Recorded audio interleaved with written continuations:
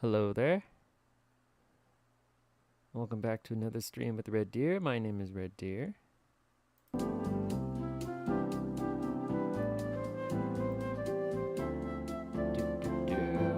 adjustments. I should be fine, yeah? Welcome. Sorry I'm late. Very late.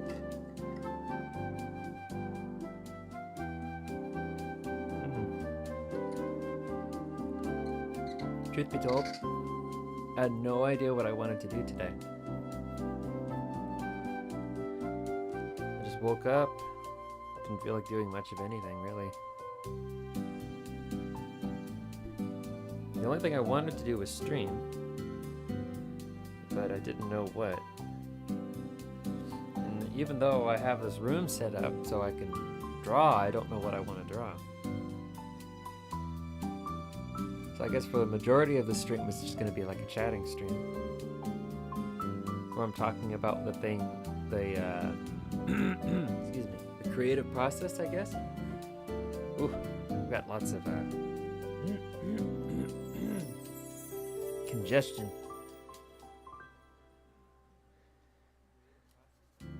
All right, let's see here. Well, I don't really know what I'm going to draw. So let's start just sketching stuff. First, this is too bright, a gray, for me, so I'm going to darken it. I don't like using...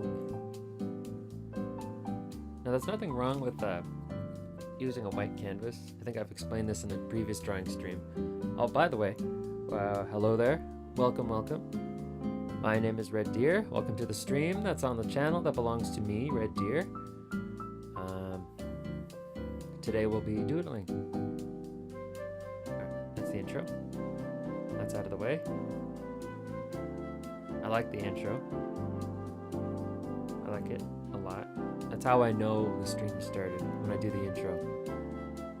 Because it just doesn't feel right if I don't do it. Well, anyway, back to the canvas. There's nothing wrong with using a completely white canvas. It's just that I spend a lot of time at the computer these days when I'm not... Even when I'm working, I'm on the computer a lot. Looking up one thing or another. So I don't like the blinding whiteness of the default canvas. So I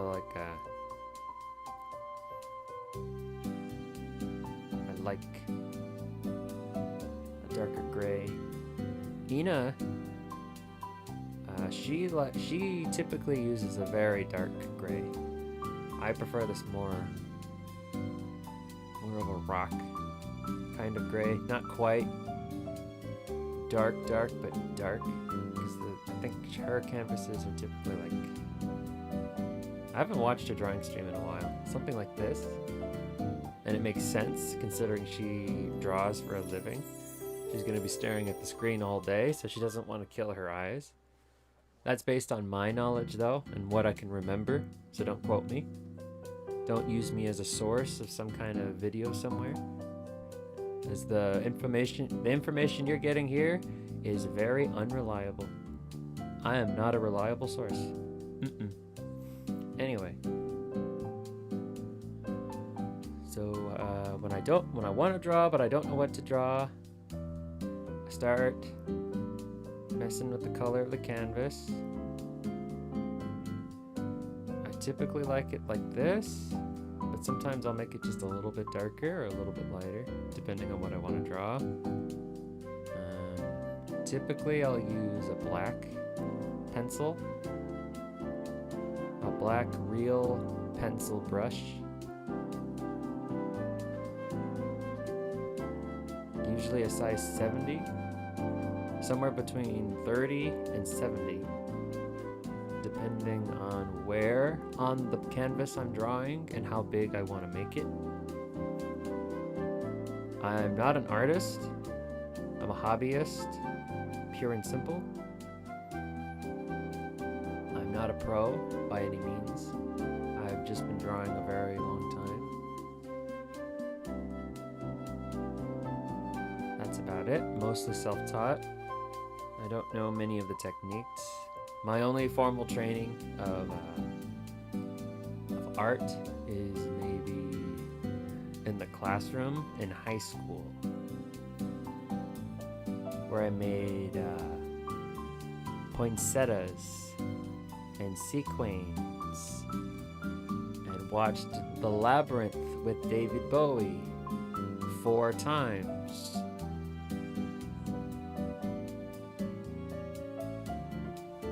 Yeah, got to witness that masterpiece of a film. David Bowie's crotch bulge, that sort of thing. Okay. I don't know. Yeah, I don't know what to draw. Let's just start.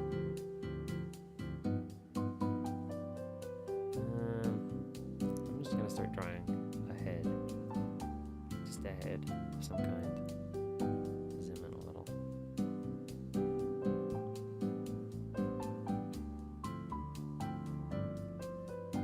This is usually the general shape of the head that I go for, and then I mess with it for the next. Typically when I sit down to draw, I'll draw a head. It'll have this weird shape to it. Kind of like this wonky vase looking shape. And then I'll spend the next half hour messing with the shape of the head because it doesn't quite line up with where I put the eyes. And then that'll just be a majority of my time in the early stages of a doodle. That'll be my life. Right now. I haven't even put the eyes yet. So what I should be doing, something like this. Personally, you don't have to do it because this works for me. It might not work for you. Probably won't work for you. Like how it's kind of sort of not really working for me.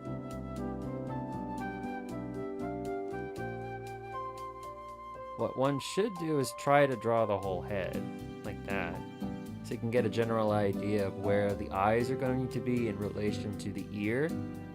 Like right here, I think I want to put the jaw there. I'm going to do things out of order. I'm just going to draw an ear there. It doesn't belong there. I'm going to get rid of it. Now I'll try to approximate where I want the eyes. Go from there. Like again, I don't know who this is going to be.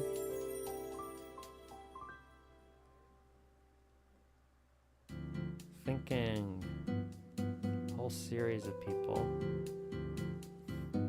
I think I want this to be Poma, but then at the same time, I'm going to admit something. I've never watched a whole lot of Poma streams, in all honesty. I just really mostly watched some clips here and there. My knowledge on her lore is probably less than base level from just even like a casual fan. So I feel like it might be a little irresponsible for me to draw her. But then at the same time, she's got a fantastic design. But I feel like if somebody came in and started talking about Poma, I wouldn't be able to follow along. So I think I'm just gonna draw Poma in my own time. So I feel like a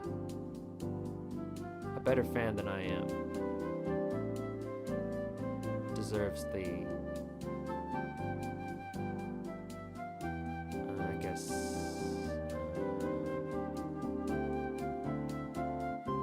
they should be the one to engage in the conversation than Poma. All I know is that she's a really hard worker, she's graduated, and it's a real darn shame that she's gone. And that she likes Latinas, and Shadow, and really, really strange anime dubs.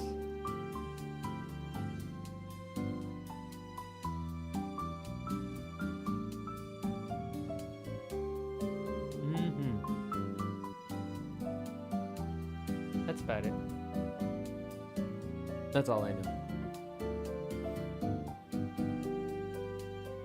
Yeah, but I don't know what I'm gonna draw. Nope. Let's see, let's think. Let's think. I'm looking around my room because I got a whole bunch of acrylic stands of VTubers. I kind of want to draw Pura again. Just like a quick sketch, and then I'll draw something else. I wonder if I still have the... I wonder if I still have the image references I used when I drew her the last time on stream.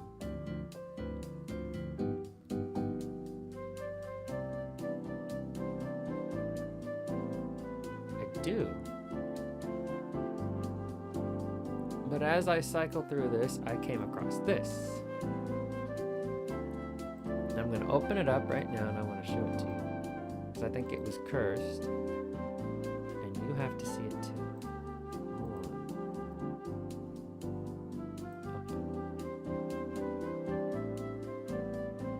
Image references.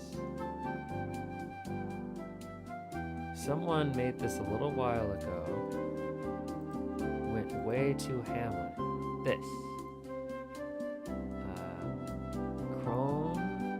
Cronco? Crone_co? Crony_co? Whoever the fuck that is. Fantastic artist. They made a whole bunch of these. Yes, that's Iris as Gardevoir. And then there was another one that I think kind of dips in the uncanny valley a little bit. This one. Again, I did not draw these. Full disclosure.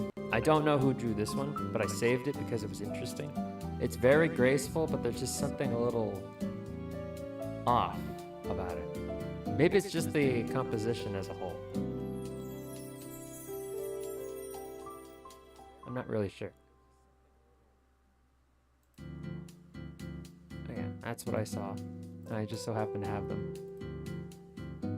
smacking around in my files.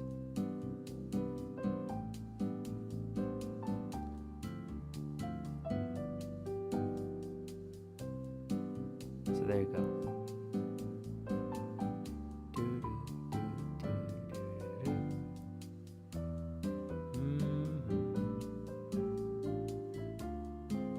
Oh, I also have the a copy of the original sprite of Samsnusa in the original Hylix game.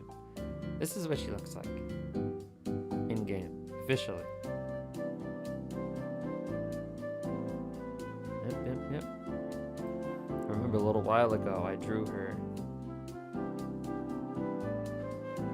not on stream, but I drew her for a thumbnail because I couldn't.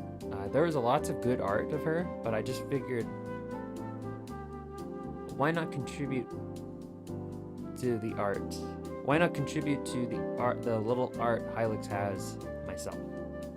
Since I can draw. You know what I mean? Yeah? Yeah.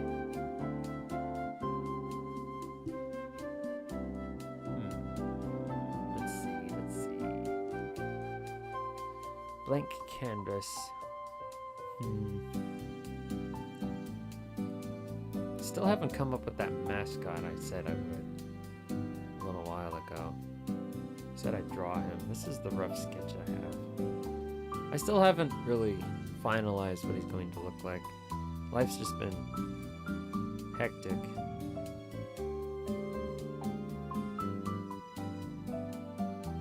Kind of looks like a sock puppet type person with a beady black eye, a smile.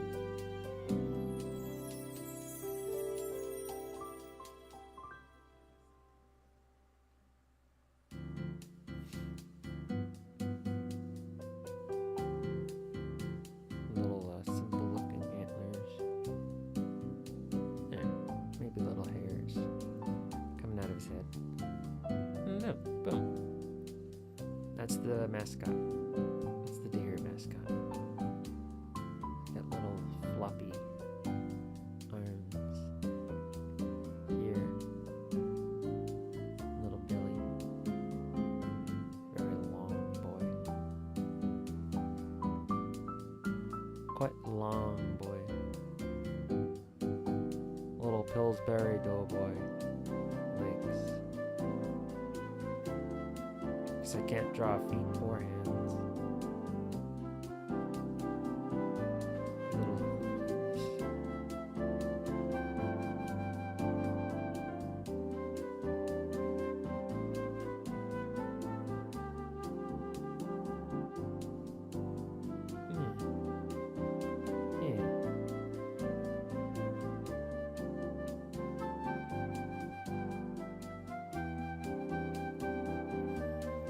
Give him a little bullwinkle things going on with his chest. Here. And that's the Deere mascot. I find, like personally, because I'm no designer by any means, I find the best mascots are the simplest. Simplest, cutest, and cuddliest. Ones that you would be instantly able to pick out from a whole pile of plushies of other mascots. I find that's the best. Hope the music's not too loud. I have to turn that down a little.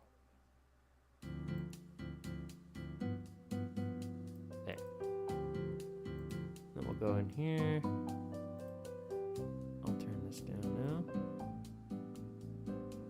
There we go. That's better. I can't actually hear it all that well, and the volume doesn't change for me, so I'm just kind of going off of a gut feeling.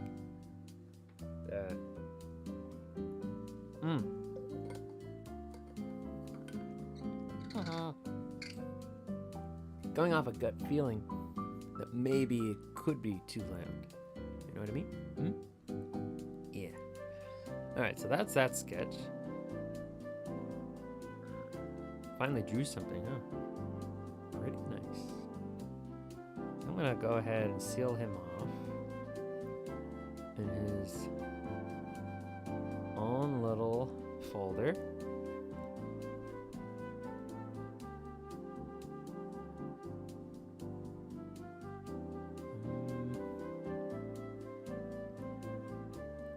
I don't want to draw myself. Not really. My gut hurts right now.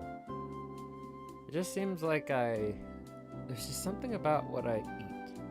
Because I almost always have a sandwich for lunch on Mondays. It always makes my stomach hurt. So there must be something wrong with what I'm putting in.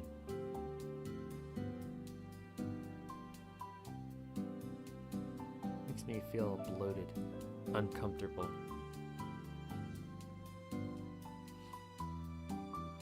Intestinal distress. When you feel like you gotta go, but you don't actually have to go. It's not an altogether pleasant feeling, I will say. Looking around in my room.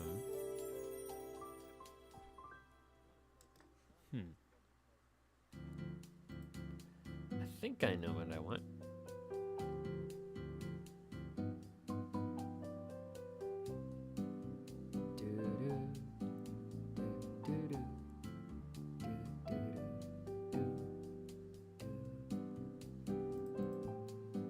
Whoa. Whoa. How long's this been here? It's a good thing I didn't open it on stream. That would have been very bad. Oh, wow. Didn't know I still had that. I'm gonna go ahead and get rid of that. There we go. Into the bin it goes. Doesn't belong here anymore.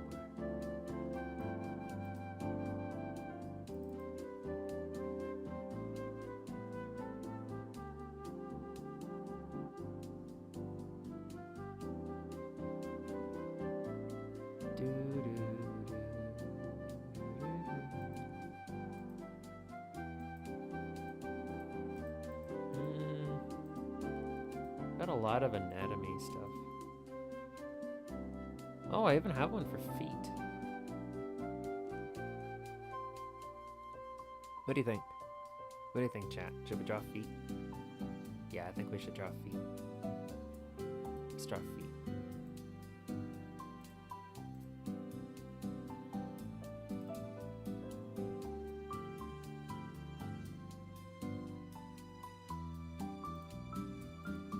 I just have it labeled as feet. Alright, let's see here. This is a basic anatomy guide that I found online. It's in Japanese. I can't read Japanese, but I do have subject recognition. So I can do my best. So first I want a triangle here. Okay. Shouldn't take too much to do.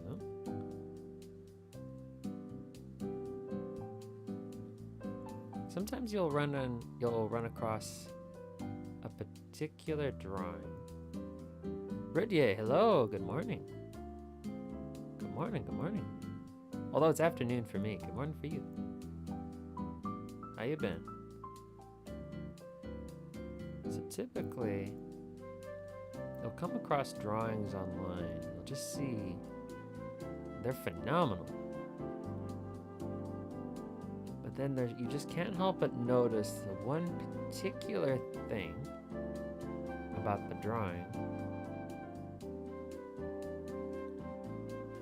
is that the artist has clearly given special attention to the feet. You're good? That's good. That's good. It's good to be good, as I always say. Start to notice that so I draw two? Yes. Oh, I like to think so. I like to think I can draw. Yeah. It's been a while since I've had a drawing stream. I just feel like today was couldn't really figure out what to do, what to play. Didn't really feel like playing anything. Decided to draw, but then I didn't know what to draw, so I'm just kind of digging through my mini image references, trying to see what comes out, compels me to draw.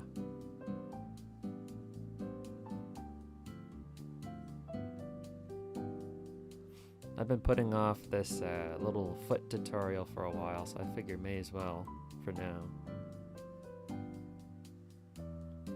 Anyway, what was I saying? Oh yes. Sometimes you'll come across a really good looking drawing.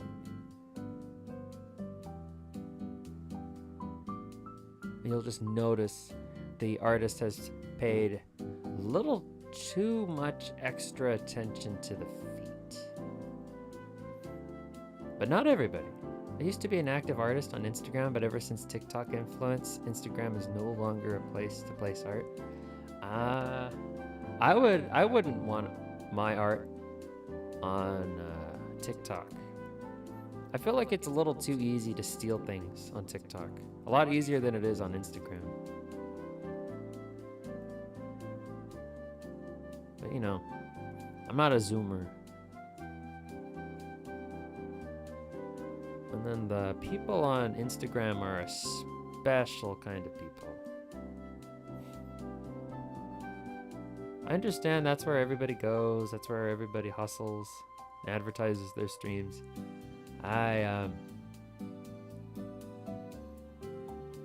gonna be honest, it's probably, I think the social media aspect of being a streamer is by far my least favorite aspect. Ever since TikTok, Instagram filled with short videos instead of what it's intended to. Yeah. It's just wherever the money is.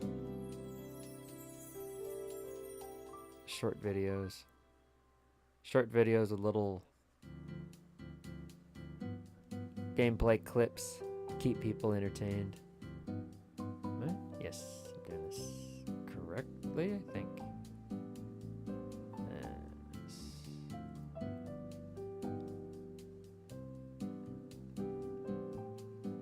And, you know, it is what it is. You do what you can.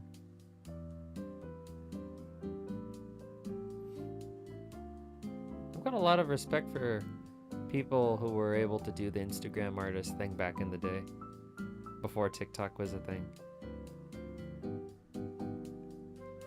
Fans are, from what I could tell, the fans and the commenters were a special kind of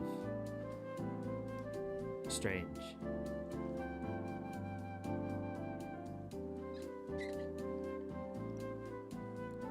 But I know nothing about it because I'm not a professional. I'm just self-taught hobbyist.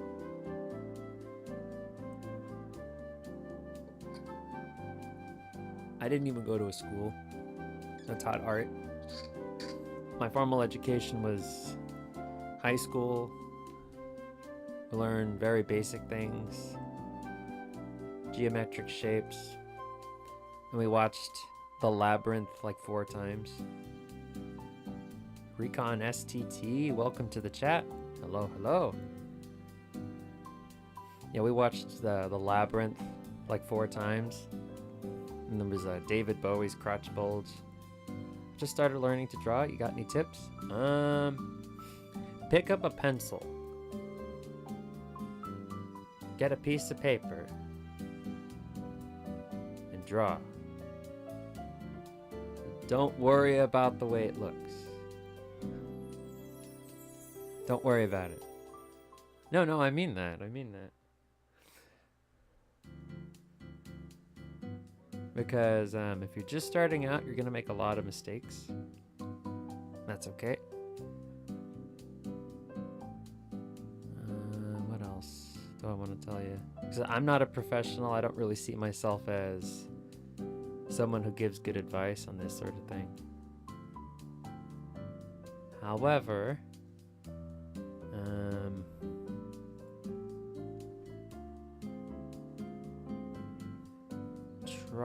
just keep trying stuff. Keep trying things that are interesting to you. Draw what interests you. What motivates you to pick up the pencil, start drawing. Like, is it landscapes? Is it rocks? Is it cute anime girls? Whatever it is. Just draw.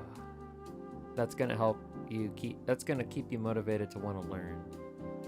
These are some really stinky looking toes.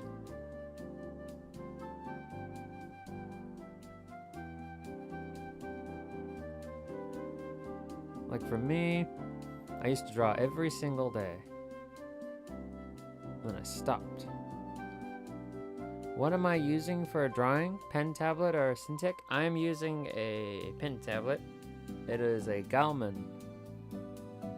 I don't know anything beyond that.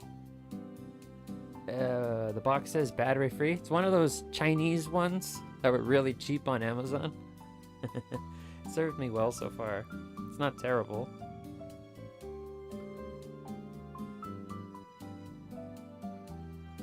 And I am using a Clip Studio Paint. I'm on version 2.1. What's the version I'm on? Let me check. I think 2.1. Because I haven't updated since... I've only updated twice since 2.0 came out. Because you gotta pay for updates now. And I get it. Clip Studio Paint. Yep. Well, it's just the... It's not the one that you use for animations or anything like that. It's not Pro, it's X. EX. Yep. Clip Studio Paint. It's like, oh, it's nothing fancy. I don't think it's fancy.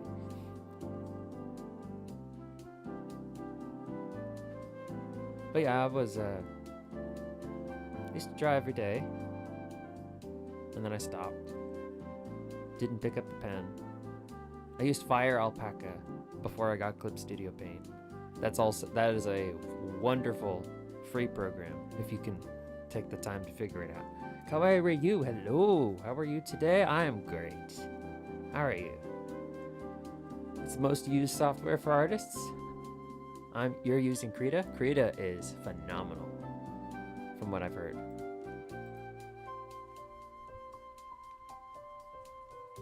Yeah, a lot of people use Clip Studio Paint. It's part of the reason I used it. I got Clip Studio before I found out about Krita. And then Krita seems really, really good. But, you know. You good? Just finished cleaning a birdcage? Excellent.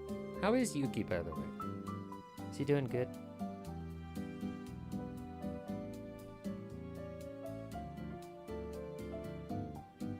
Pet bird. Little bird.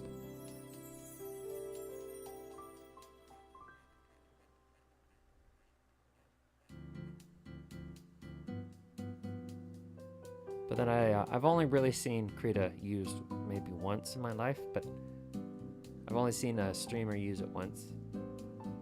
But they seem to really, really just breeze through using using the tools, because it seems very streamlined, easy to manage. He's fine, but he likes to sit in one place and do nothing a lot. You might need to get another bird so you can play with them. I don't know too much about birds. There are a lot of things I do not know. He's just a lazy bird. Just got a lazy bird. Yeah, that sounds about right. Well, as long as he's not like plucking his own feathers and engaging in otherwise destructive behavior.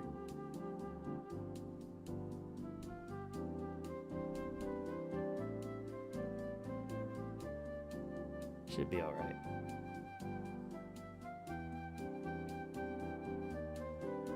I know that I read somewhere that when birds start like plucking their own feathers, it means they're depressed. Or they're hot. One of the two. Or they might be pregnant. It's quite the range of things, I know. I'm gonna have to go back and verify the validity of the source now that I'm thinking about it.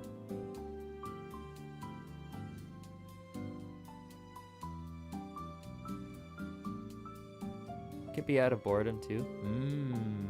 Boredom. Yeah, I think that's more than likely. Boredom. Oh, so there's really no... Wow. So a bird just plucking his own feathers isn't really a reliable sign of much of anything, is it? Huh. This is a weird looking foot. Goes back to what I was saying earlier.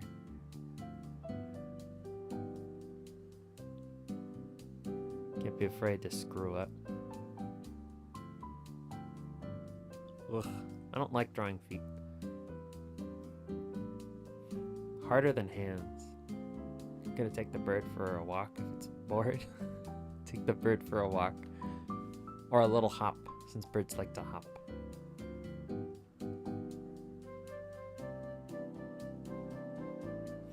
Alright, I did something wrong.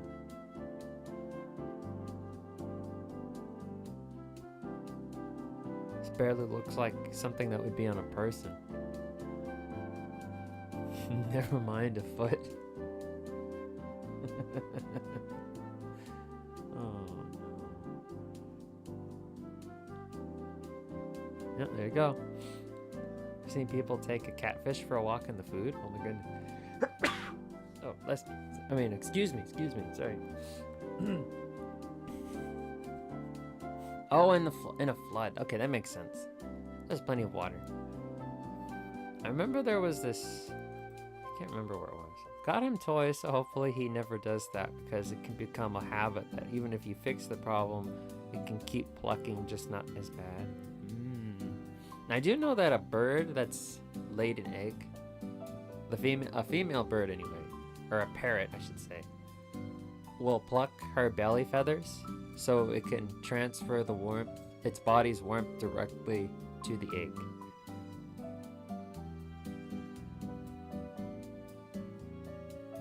And I've also seen parrots that molted and all of his feathers fell off and he just looks like this really funny looking chicken. Very happy looking chicken. Almost too pleased with himself. It's pretty funny. And he's a bald bird.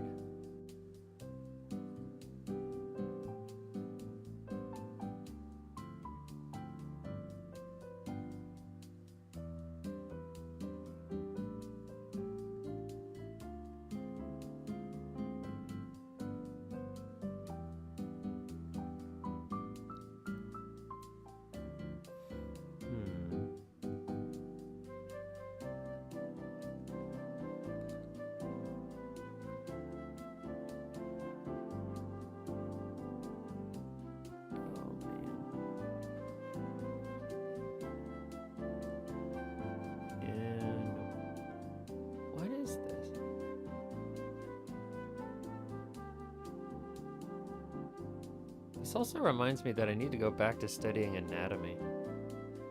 Or just go back to my anatomy studies. Holy shit. This is a terrible looking foot. I don't know what I'm looking at. Okay, there we go. I don't know, that doesn't look like a foot. Saw a video of a cockatoo that got added and the family brought him back only after a day, saying he wasn't right for them and being rejected made him start plucking. Aww. Poor thing. That's cool though. The foot or the bird? I think the bird.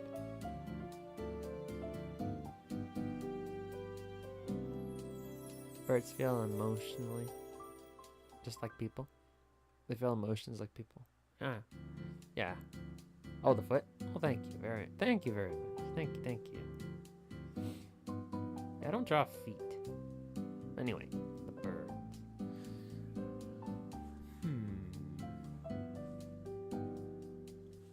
Yeah. I know that cockatoos are really loud. Very loud. Most birds are.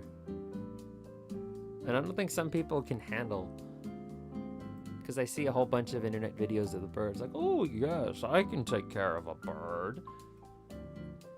And then all of a sudden it's squawking. Trying to get into feet now? No. It was just a little tutorial that I had sitting in my computer that I've been putting off for ages. I just figured there's going to be a day where I'm gonna need to know how to draw a foot. So I may as well try to draw that. May as well try. Oh, and then this is the little mascot I came up with earlier.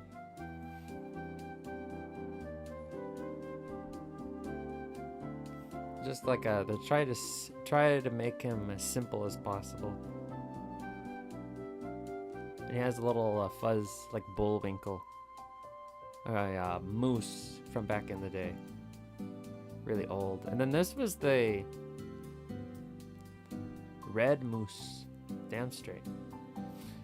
Starting an OnlyFeed account? No. I mean, I could. If I get really good at drawing feet, and you know, feet are difficult to draw, but then the only people who draw really, really good looking feet are usually foot fetishists. And I don't like feet. I think they're disgusting. Personally. I'm more into legs, personally. Feet, feet aren't disgusting, they're just weird. I don't see how anybody can look at feet and say, yeah, give me some of that. Like, I don't see it. Personally.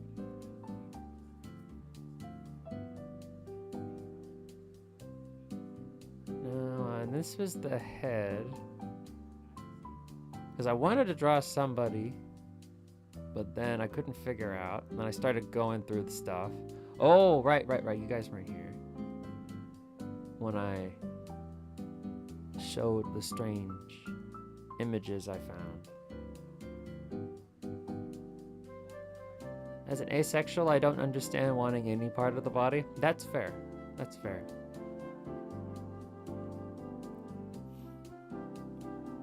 Like, I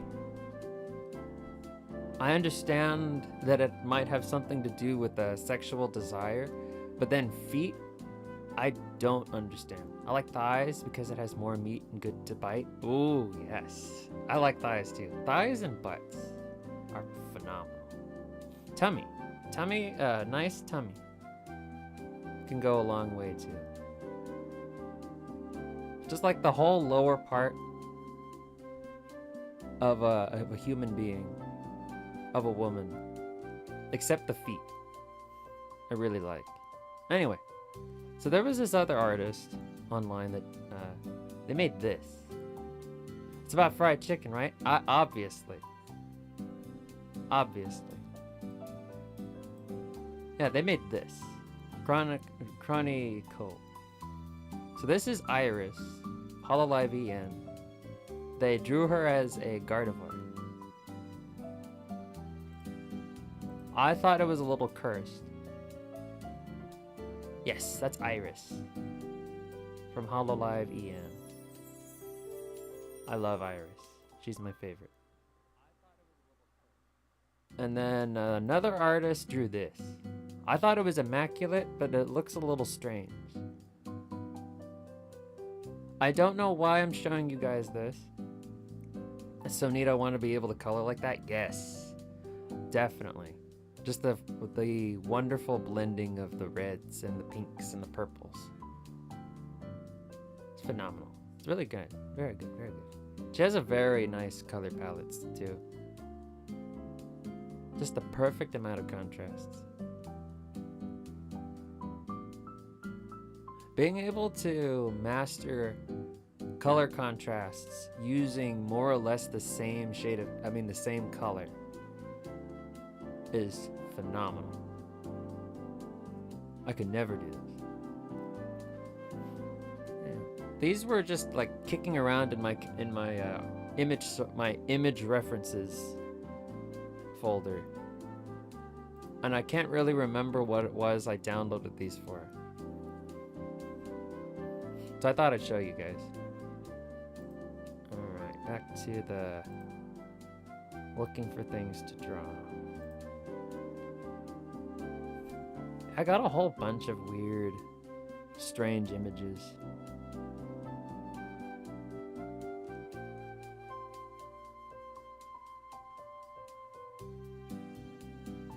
Seems like the artist is into Pokemon or Gacha life. Absolutely.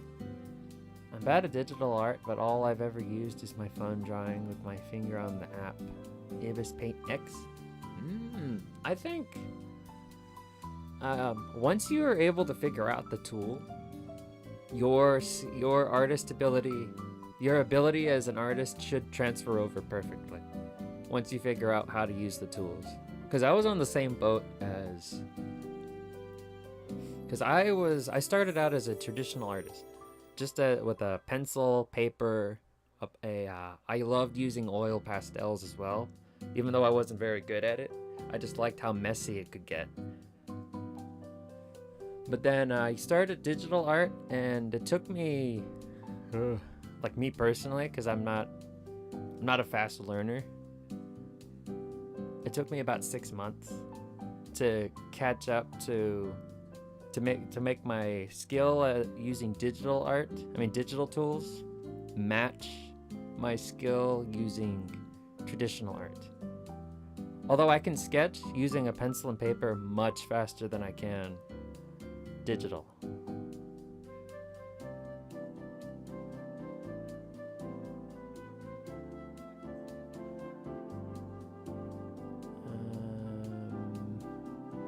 I got a lot of weird stuff. But then I have things like this. 6 months is so fast. I think I need a year to master how Printout works. Oh. Started drawing because school is boring and I needed a way to keep myself awake in class. Yeah, word. What, Max? Hello, welcome. Hello, I'm here to say potato. Hold on. Potato salad with bread and green onions. Excellent. Thank you. Thank you for saying that. What, Max? Welcome to the channel.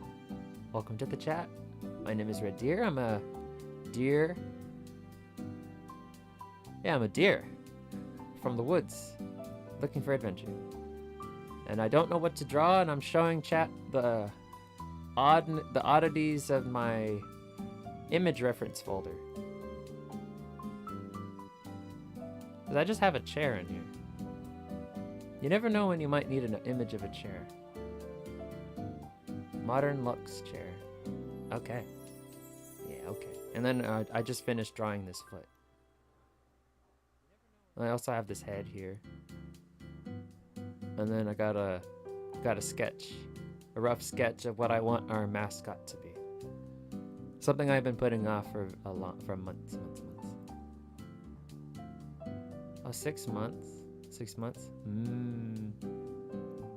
I think it was about 6 months, but I had a base to build off of somewhat. So again, I'm not really. I think I wanna, hold on. There's another drawing that I made. Because there was that Pearl one I did on stream a little while back, but then there was also a Samsnosa drawing that I made when I was playing Hylix back in the day, or a little while ago. Or last year, I should say.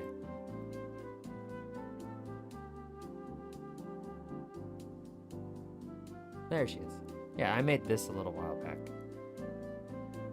So this is what I drew. And then, amongst other images that I used, where is that image that I used? Because there's an actual sprite of her in the game. Because there was very little to work off of. So I had to get creative with what other people were doing as well. That's so cute. I like how you shape the clothing. Oh, thank you, thank you. Thank you very much.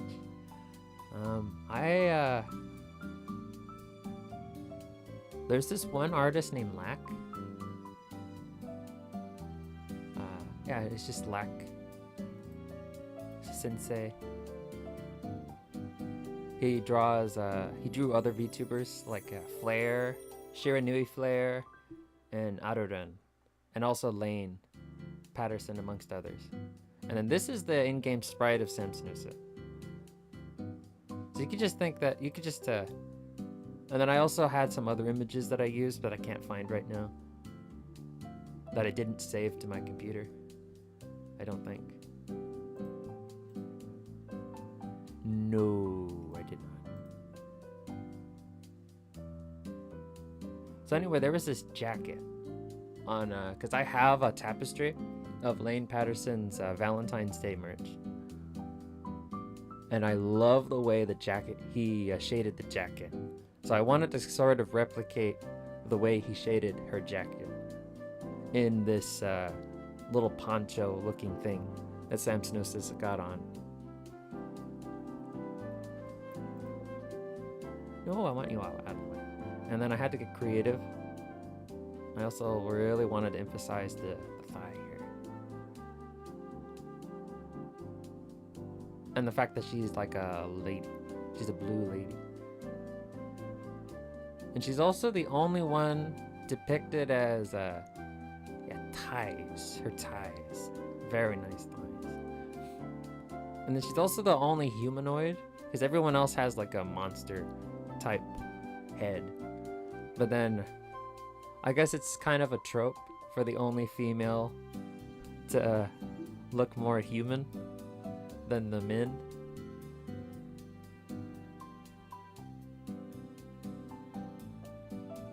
And she's implied to have black gloves, so I had to kind of get creative. But this is just the gist of it. Like just the one on the left, this is what I had to work with. But this is what I worked on in the past.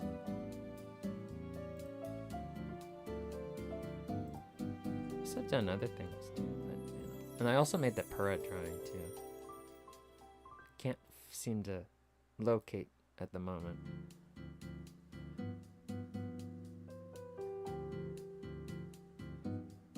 But yeah, it's on my Twitter. And I also, it's probably the only whole series of drawing streams I had on the channel thus far. I was really into Tears of the Kingdom at the time, because, you know, who wasn't? But I don't have a capture card, so I wasn't able to stream it. But I was able to draw Pura.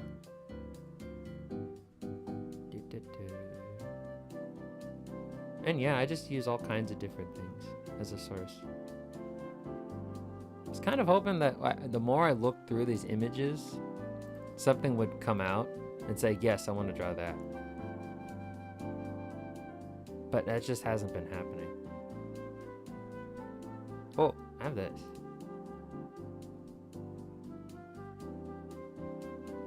Do not toot it, fool. Dr. Doom toots as he pleases.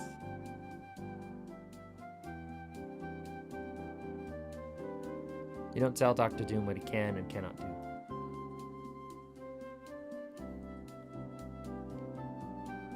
I don't remember why I have this. I think it was when there was this one trumpet stream. This trumpet game that everybody was playing. Yeah, Dr. Doom. That's one trumpet game that everybody was playing. And I had a rough sketch. I had a rough sketch of a Vtuber tooting, exactly as Dr. Doom, but I could just never get it to look the way I wanted it to look. So I just decided to move on to something else.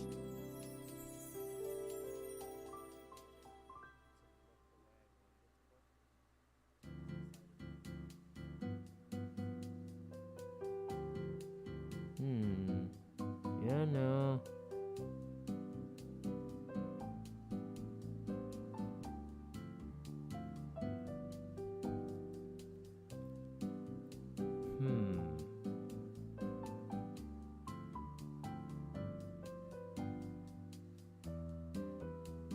Let's see here. Oh, I found the trumpet that I used as a base. Just have that floating around in there. I also have a folder of AI art.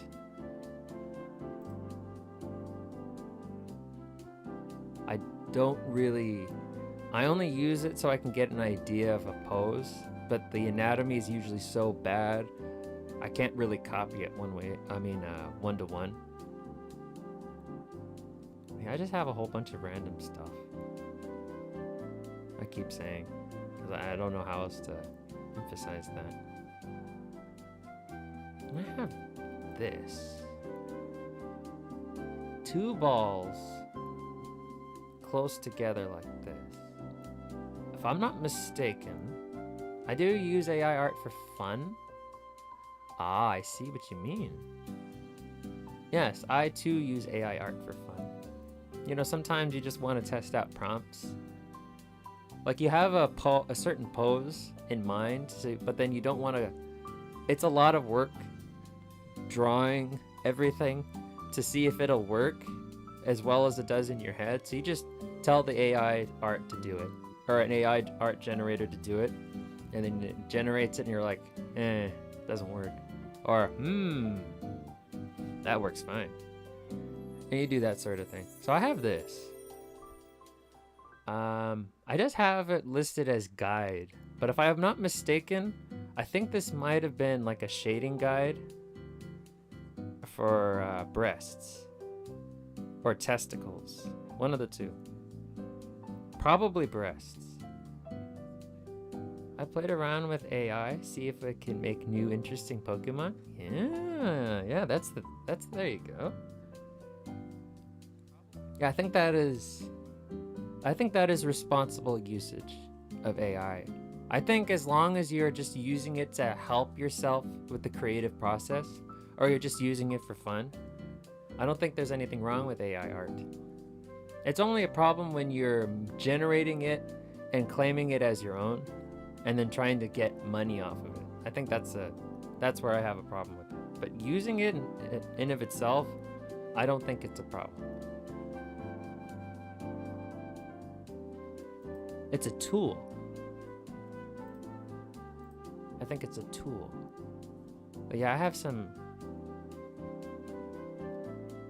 Okay, I can't show this on stream, but I did use AI art for a video I made. This was the thumbnail for Hatsune Miku art. I can't show the whole image because the AI said, it's like, I need Hatsune Miku on the beach. And then the AI is like, oh, I get ya, wink, wink. I think AI art is fine for personal use. When I saw some people make commissions out of it, it enraged me. There is somebody there's somebody taking payments on Patreon, like full-on payments, and all he does is generate AI art. He didn't even make the AI he's using. It was one on a Discord server though, and they got rid of it when artists started disliking it a lot. Oh. Yeah, I can see why some people would get upset just posting it, really.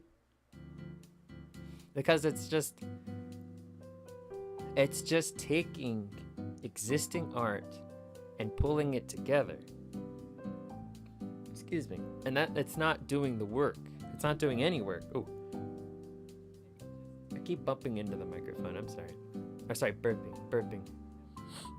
Excuse me. Oh man, I think I have.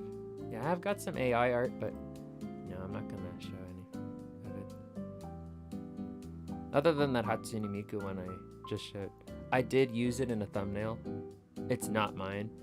It doesn't belong to anybody. Oh yeah, no, the one I just showed you here. This one right here. I used this for, it looks so stinky, but I used it in a thumbnail. And a video I made. Because you can just see, look, see her hand? Like, what's going on there? But the whole image she's wearing very little. But I've seen several versions of that same image somewhere else. I think I used more or less the same prompts. And that's why I was able to more or less replicate what somebody else was able to make.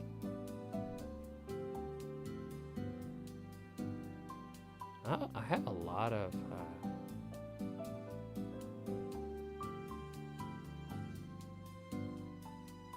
concepts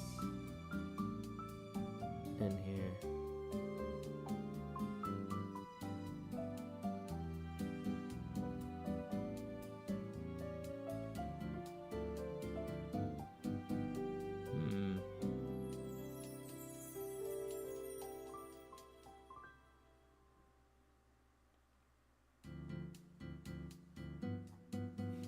Is she supposed to be like a digital kid? I don't know much about her, but did play colorful stage a little. Oh, Hatsune Miku? Yeah, Hatsune Miku is a Vocaloid. What that is she's an android that sings using a very synthesized voice.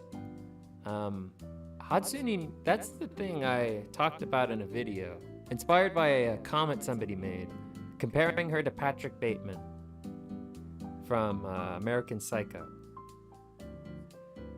Hatsune Miku is whatever you want her to be.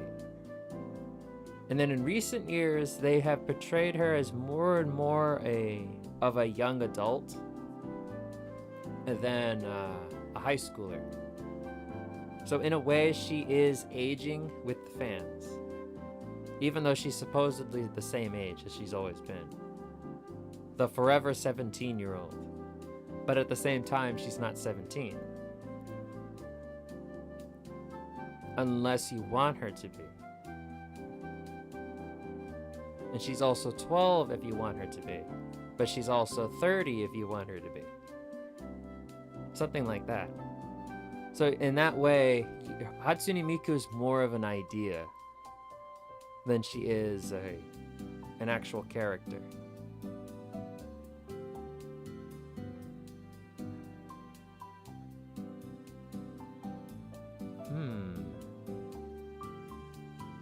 I'm not doing a whole lot of drawing. I'm gonna get back to drawing. There's something I need. Okay, there's something missing in here that I've been looking for. I'm gonna go find it. Hold on. It's gotta be somewhere.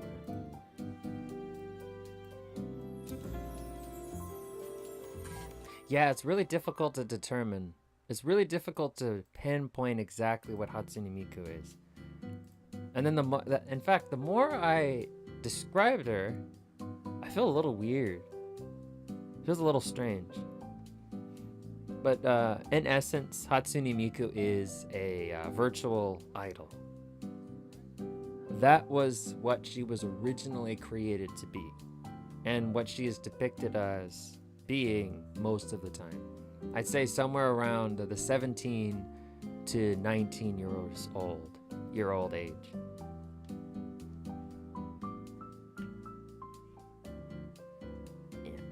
Most of the time, she's very skinny. Very skinny.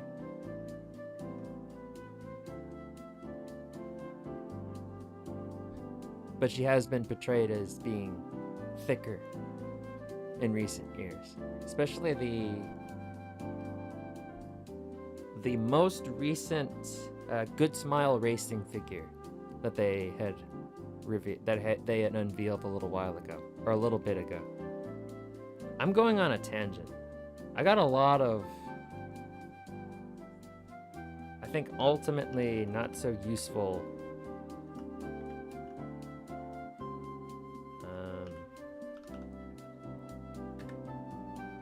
information in my head. There we go.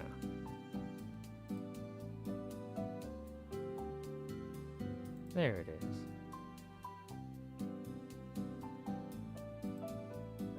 Shoot, hit the wrong button.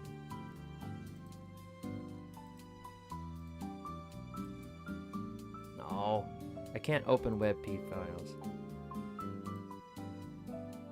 It's crazy how out of all characters in Vocaloid, Hatsune Miku is still the one that takes the spot. Yeah, it is. So many years later.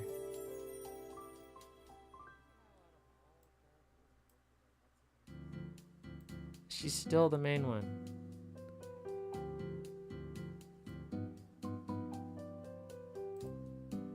I'm just gonna take that. Sometimes when the web page doesn't let me save an image as a JPEG, and I don't feel like messing around with the file type, I'll just take a little snippet of it. I don't care if I lose a little bit of quality. I think there's Gumi. A twin Ren and Rin, the blue keyboard Ikemen, and there's also the pink-haired girl. Ooh. Hold on. I'm saving a reference sheet. Or borrowing it long term. There we go.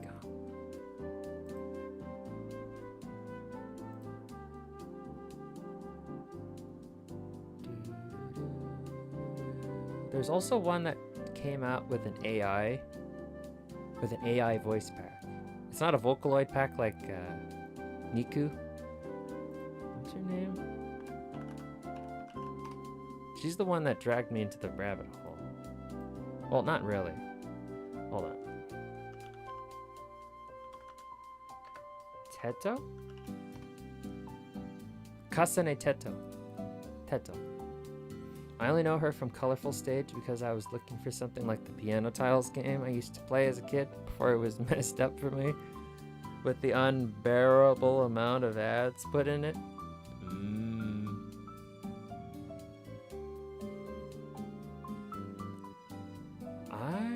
The one that dragged me into Vocaloid is Osu. Oh yes, so it was Kasane Teto. I don't have an image of her anywhere. She very recently came out with a AI voice base. A voice database. So if you had $235 you didn't need, you could buy this voice base and they would let you make anything you wanted to. And it sounds scary good.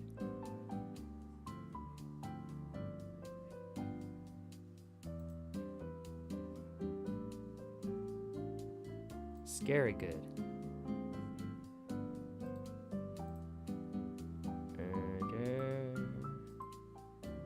Snip. I'm gonna steal it. No one will ever know.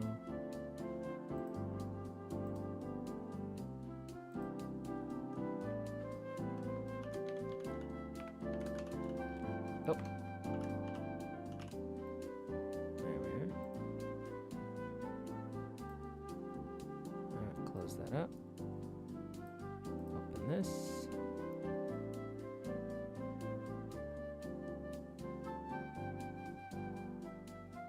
Yes, this one. This one. This is the one. Kasane Teto. She's 32. She was made as an April Fool's prank. There was one song that they had her voice make. I can't remember what it was called. But I would listen to that song. Oh, she's adorable. This was my introduction to Vocaloid. It wasn't Hatsune Miku. And then I listened to her song, that one song, whenever I needed to study in college. Over and over and over on repeat. Because there was this thing that I read, or I saw in a video, that worked for CGP Grey. CGP Grey said that if you listen to an annoying song over and over and over again, your brain will eventually tune it out and you'll start to focus. You'll start to focus anew on whatever it is you're working on.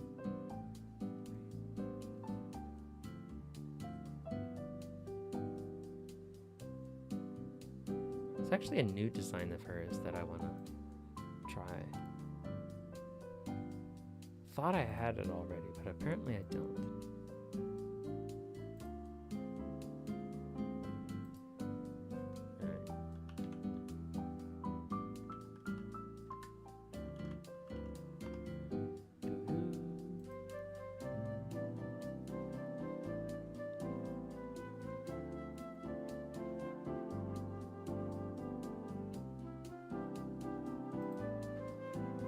No, I don't know where it is. Okay, Synth V.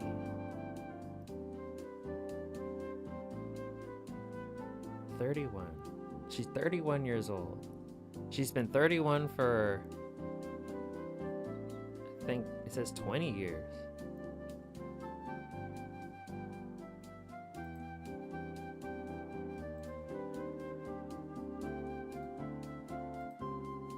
Keeps wanting me to save the whole web page. I don't want the web page. I just want the image.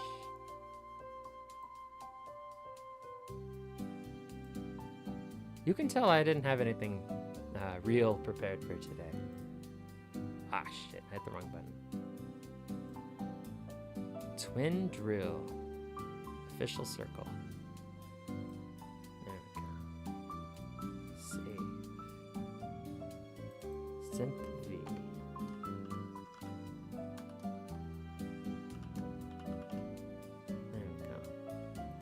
image, references, reference sheets. There we go. Looks really cool. I want to show you guys that.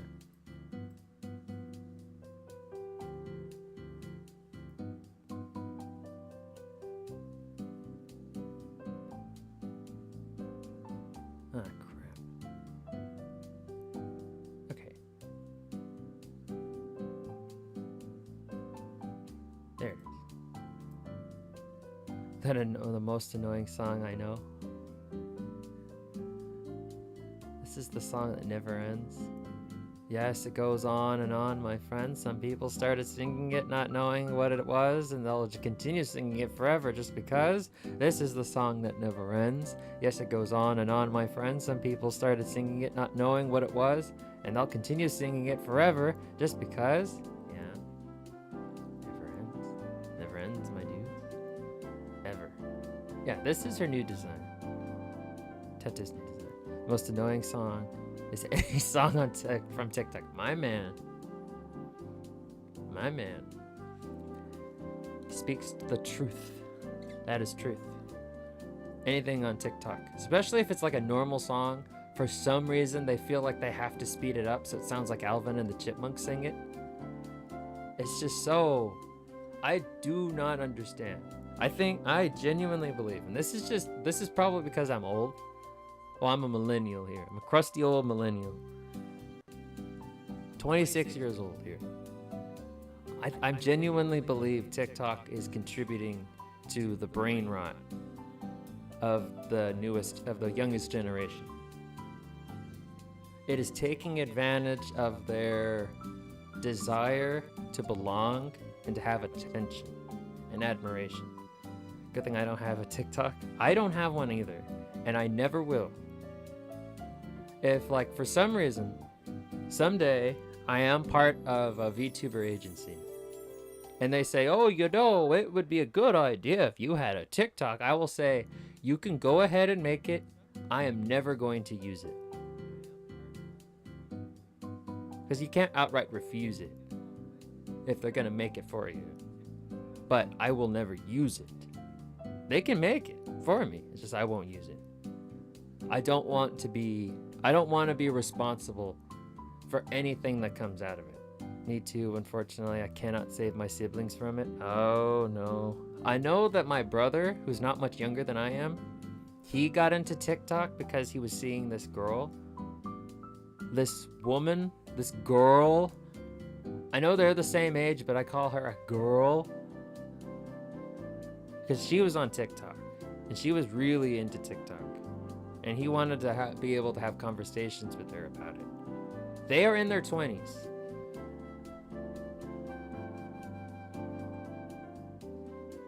But thankfully he doesn't talk to her anymore. And he has no reason to go on TikTok.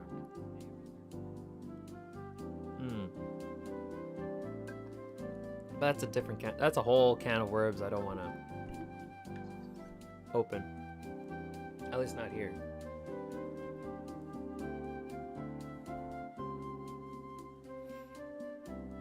Okay, sometimes you can be a certain age, but then you still act young.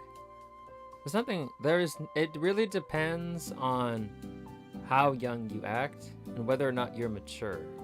Like, you can still act like a kid well into your 20s as long as you're mature. Like, you understand there are certain responsibilities you need to take. But if you're still acting like a bratty child well into your 30s, there's something wrong with you. You need to grow up. Being emo and edgy in your mid-20s is really sad.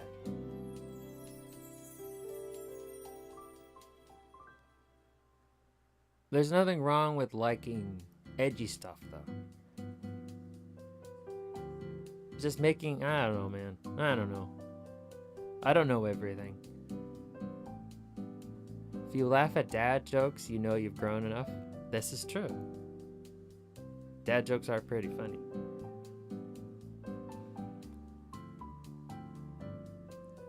My sisters and my mom got the crazy conspiracy crap they live by off that app.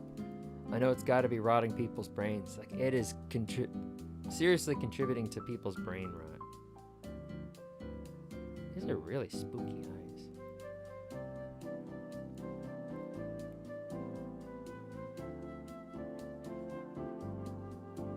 I've been looking at this a while now. I really like it. I think I'll finally draw something.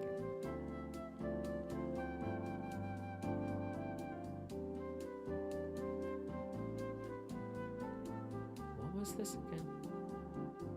Because there's a third one that I have open. I don't know what it's making disappear, so I'll just use that. Deal with the consequences later.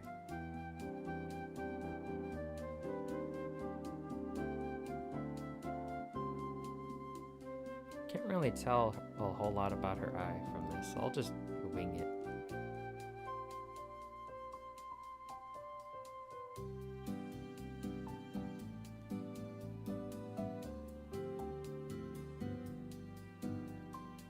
Oh, and then I remember there was this one video, YouTube short from one of the, can't remember his name. He was the brother of the guy who wrote Finding Alaska. He also had brain surgery or some kind of cancer that he was able to beat. He was responding to this one TikTok talking about aerated gas. And he's like, yeah, of course it's aerated. You're pouring it into a funnel and exposing it to oxygen. Of course it's aerated. And then the TikTok was talking about how they're adding air to the gas to make you pay more. It's like they don't need to add anything to your gas to make you pay more. They can just raise the price. And then even if they were, it would take someone a lot smarter like 5 minutes to figure it out. Guilty of doom scrolling through YouTube shorts. You know, sometimes YouTube shorts you can find a gem. Sometimes you'll find some good stuff on YouTube shorts. Not always, and you gotta sift through a lot of crap. But eventually you do find a diamond in the rough. Like I found pirate software on YouTube shorts. And that's how I was able, he talked about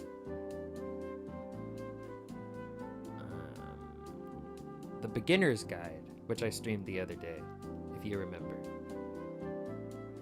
And then that's how I discovered that game. But that's about it. That's about it. It's the only positive I can say about YouTube Shorts. And then YouTube Shorts, that's just a ripoff of TikTok. Imagine making an off-brand of something stinky and disgusting and vile to humanity.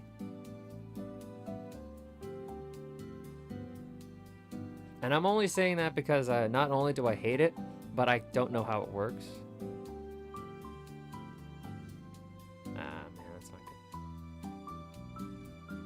I think the nose ought to be here somewhere. She has like a very... I don't like this. No, well, it's a sketch. Doesn't matter. I'll fix it later. It's a very small smile like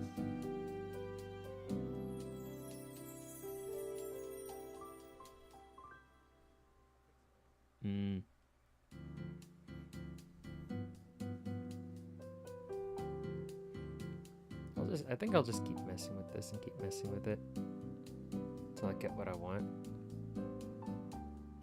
No, it's too big. Head's too big, eyes too small. Eyelash too droopy.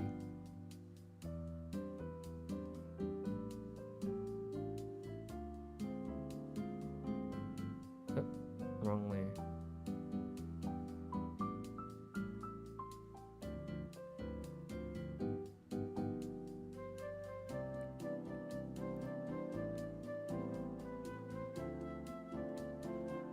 But yeah, sometimes I just go onto YouTube Shorts and I just get sucked in and I don't stop watching them, and they're just like crap after crap after crap, but then there's just something about them that you can't tune away from them. And I think that's the kind of worst kind of consumption there is. Just mindlessly consuming things. I thought the people getting payment to do stupid motions and noise is crazy when I heard about it. The NPC crap. Yeah. At least YouTube has some good filter despite the flaw. But in TikTok, not only it has a lot of misinformation, lies, stolen content, but also that lazy video where people keep only pointing like this. That is a fair point. YouTube does have a system that tries to give you quality stuff based on things you're into.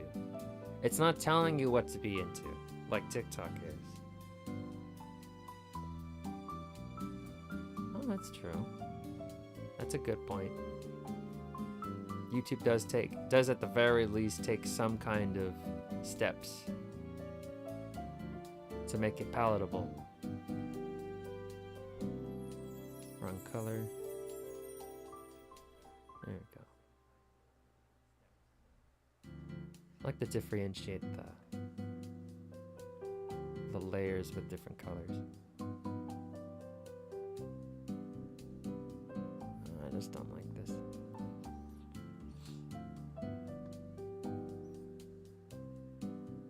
It doesn't matter, I'll mess with it later.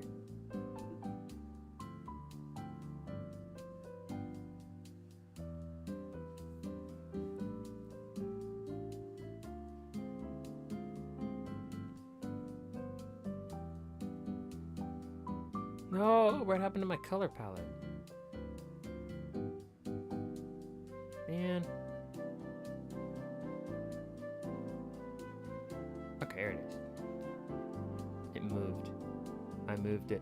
I must have moved it when I wasn't paying attention. Sometimes I draw really late into the night.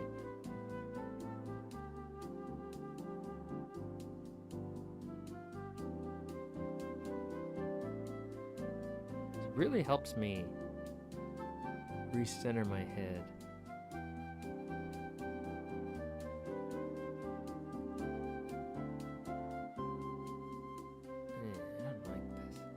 Sketch looks awful.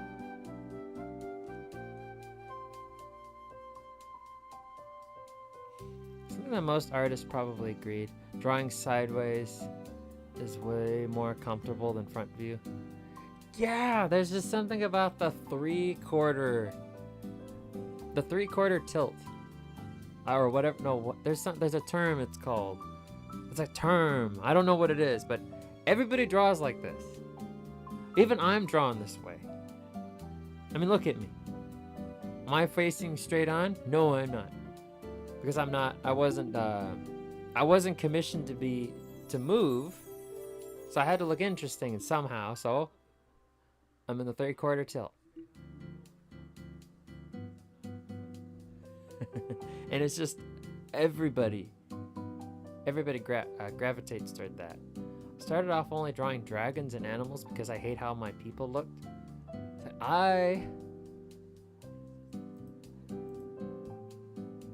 Yes, I think I have only ever drawn people.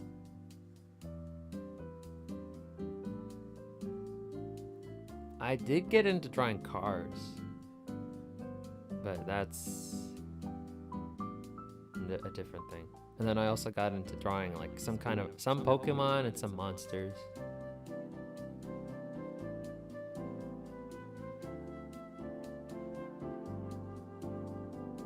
Ugh, I don't like the way this looks. The her Nendoroid's really cute too. Oh, did you know the value of the yen went down? It used to be like 100 yen to a US dollar. But now it's 175 yen to a US dollar. Started into drawing horse actually, then orcs from Warcraft, and now anime girls. Like, yeah, anime girl. Like I used to draw try to draw realistic people, but then I just got into drawing anime girls, and then I stopped for a while, and then I started watching VTubers, and then I got into drawing anime girls again. Sometimes anime men, anime boys, things like that. And monsters. Well, different kind of monsters. But I'm not gonna get into that. No, not anything weird. I made it sound weird.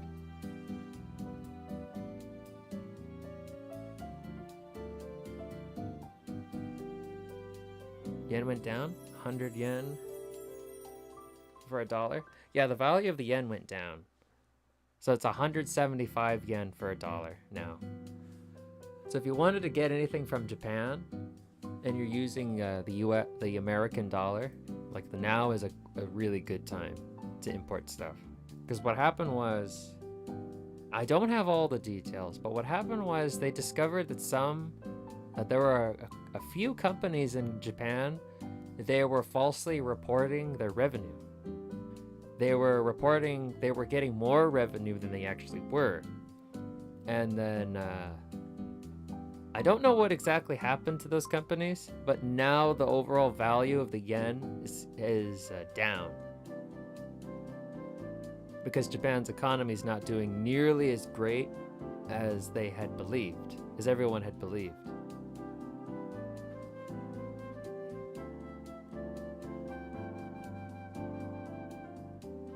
And the only reason I bring that up is because anime merch costs are down if you're importing from Japan.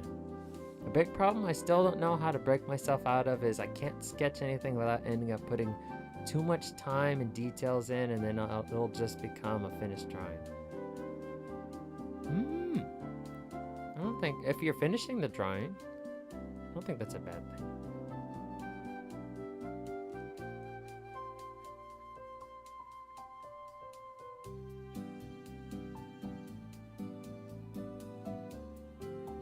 But then, yeah, it does take a lot of time. But then in the sketch, I only recently adopted this mentality that the sketching phase, like if you're just sketching, like right now she has like these twister things going on the side of her head, and it's not even at an angle that would realistically look right. Well, hold on, let me rephrase that. It doesn't look good. It doesn't look like it would look like this from this angle, but I don't care. I'll fix it later. I'm just trying to get my hand to move.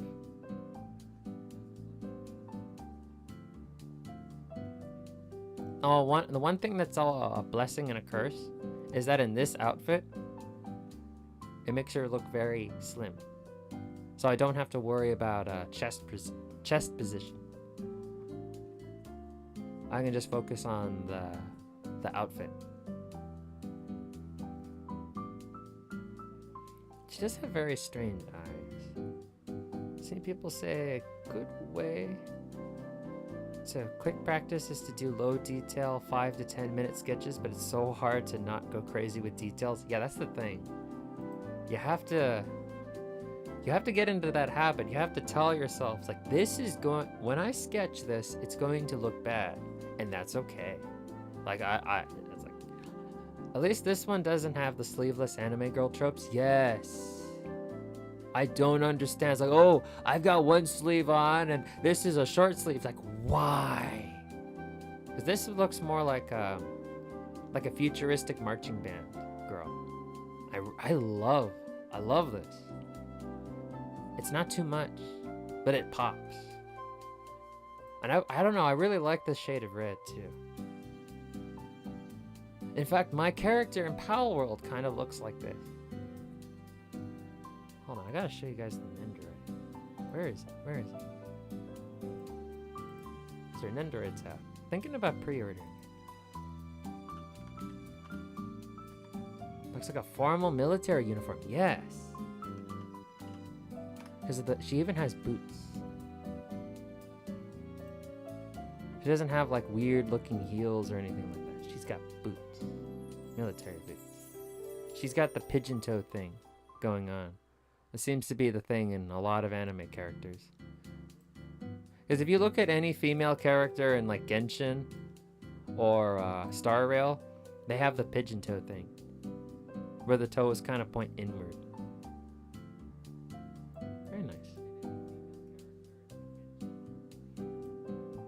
And considering that she's an android, it kind of does make sense that she has something a little more stiff.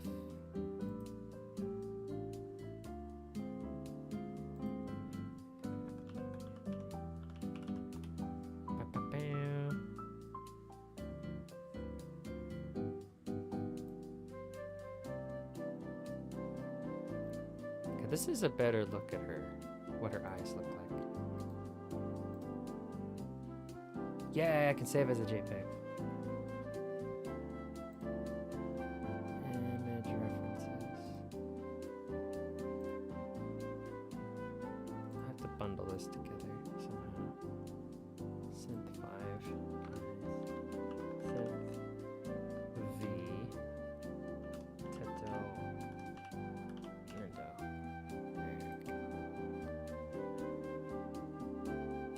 This is a better look at her eyes.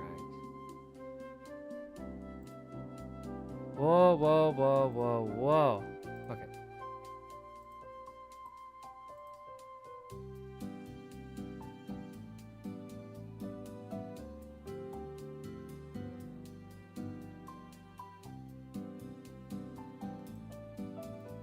And that turned into it.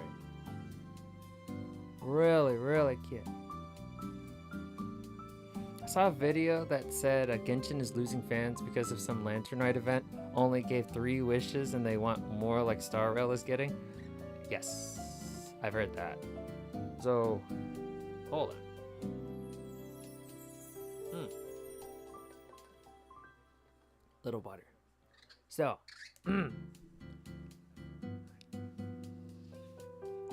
for the Lantern Rite, Genshin is giving 1 intertwined wish for every year that it has been around. The Nendroid could be a family heirloom. Well, that's just it. It really can be. I mean, look at her. She's really cute. Look at those eyes. That's a better look at her eyes. I wish I could draw cute things like that. Anyway. Back to the Genshin thing. So this is based on what I've read.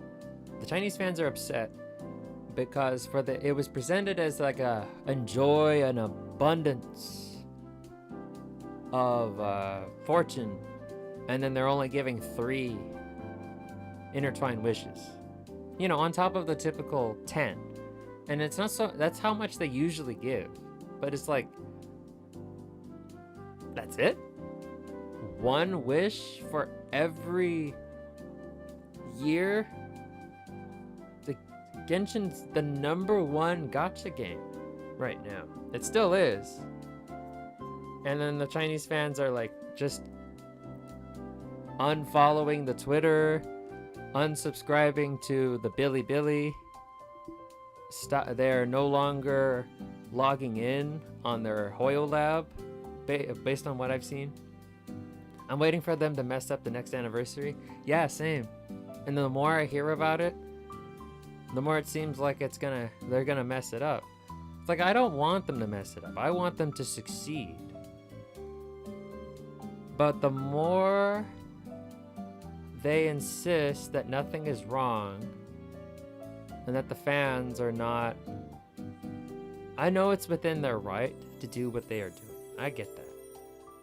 Because a big part of the rewards is to get people to play the game. And when you're #1 like Genshin is, you don't really need to do that. And I get it. I understand it. But at the same time, you need to show some appreciation to the fans. And then the Star Rail, we got a whole free dude, Dr. Ratio.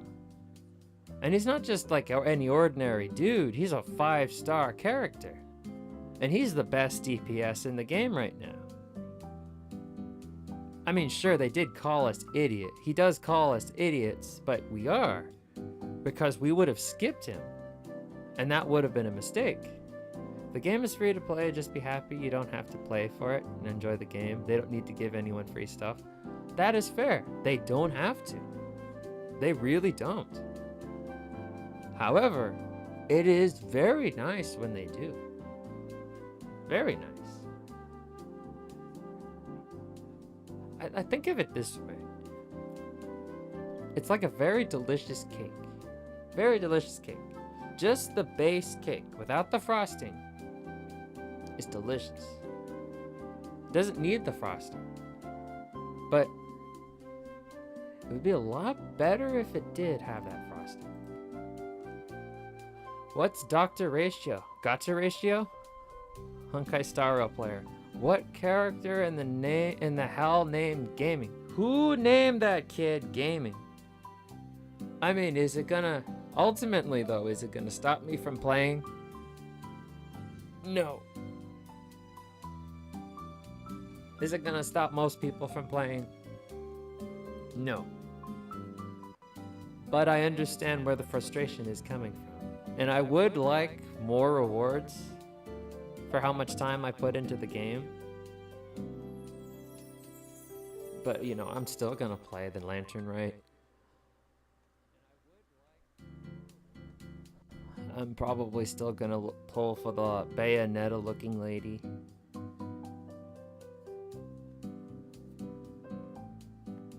Oh.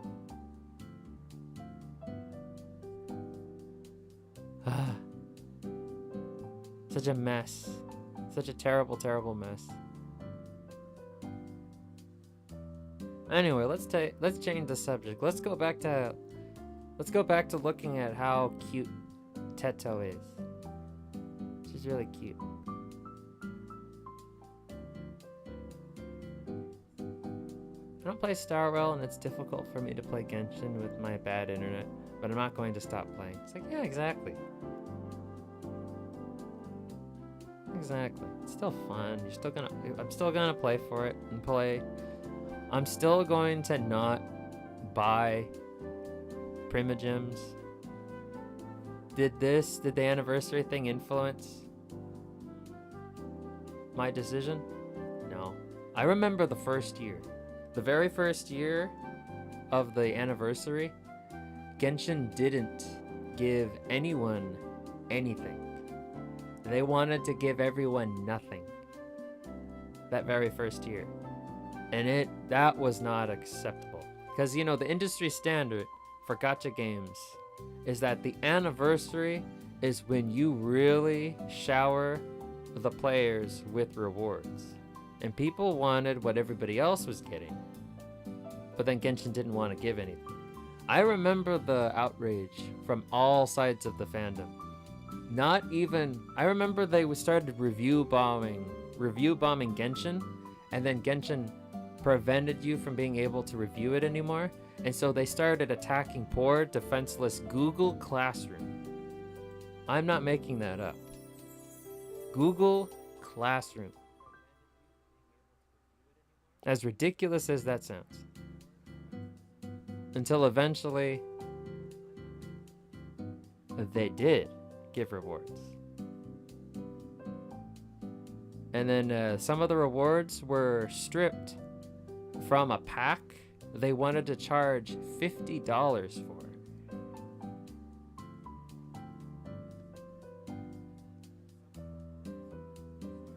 Oh, and then if I'm not mistaken, they also hosted an art contest where they claimed full ownership of your art if you submitted it. Meaning you weren't allowed to post it anywhere. And you basically did free advertisement for them. For the promise of like a handful of Primogems. And what ended up happening was some AI artist won.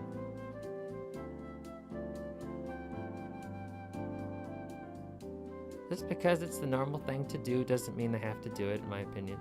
You should have free will over your game. That sucks. That's true. That is very true. Again, that is within their right to do it. It's like, it sucks. But then there's it. In Epic 7, whenever there's a fan art contest, the winning art will become the new character. Ooh. That can be a little tricky to do. But also very cool of them to introduce fan-made stuff to be used as new characters. Because I know in Fortnite, they do have fan art. I know it's a completely different thing, but they do sometimes use fan creations in the community, and they turn them into skins that can be purchased. And if I'm not mistaken, a portion of the profits made for a character used in this way goes directly to the artist.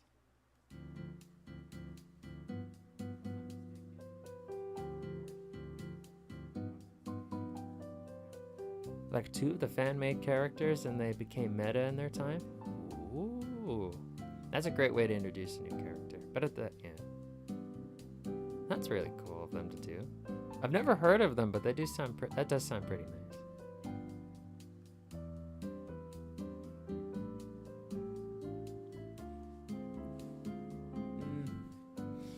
I don't know. Just at the end of the day.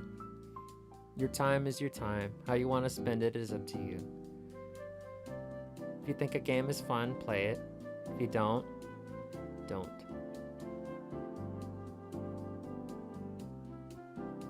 And then that's that.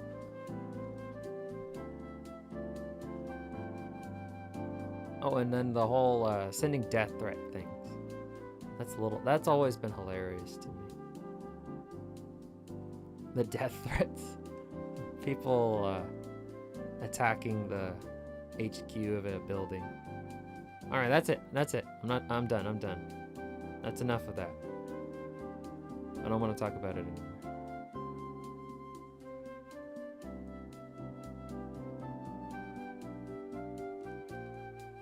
My God, the eyes. Back to drawing. No, wrong layer. Back to the eye. This is another cool thing I like about digital art. The squash and stretch. You just pick a piece and you start moving it around. You don't have to erase anything or anything like that. Although it's a lot easier if you just erase it and do it again. Yeah, we're just, I'm trying to change the subject here. There we go. Where was that nice red color? Or burgundy color I was using? There it is. I'm actually drawing right now. You know, your stream kind of makes me come back into drawing. Excellent. Excellent, I like to hear that. Glad I was able to get somebody to pick up the pen and paper. Because it was Ina from HoloLive. She was the one that got me back into drawing and finally getting into digital art during the pandemic, or during COVID. Or sorry, I shouldn't say. Am I? I don't know if I'm allowed to say COVID now, because I remember YouTube was banning people for saying COVID back in the day. So during the pandemic.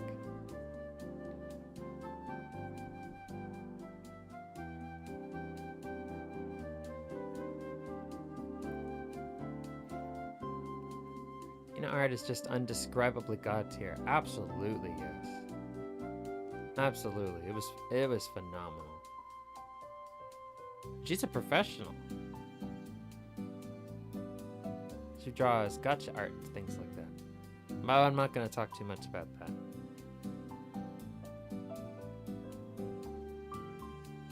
She was just really good at what she did.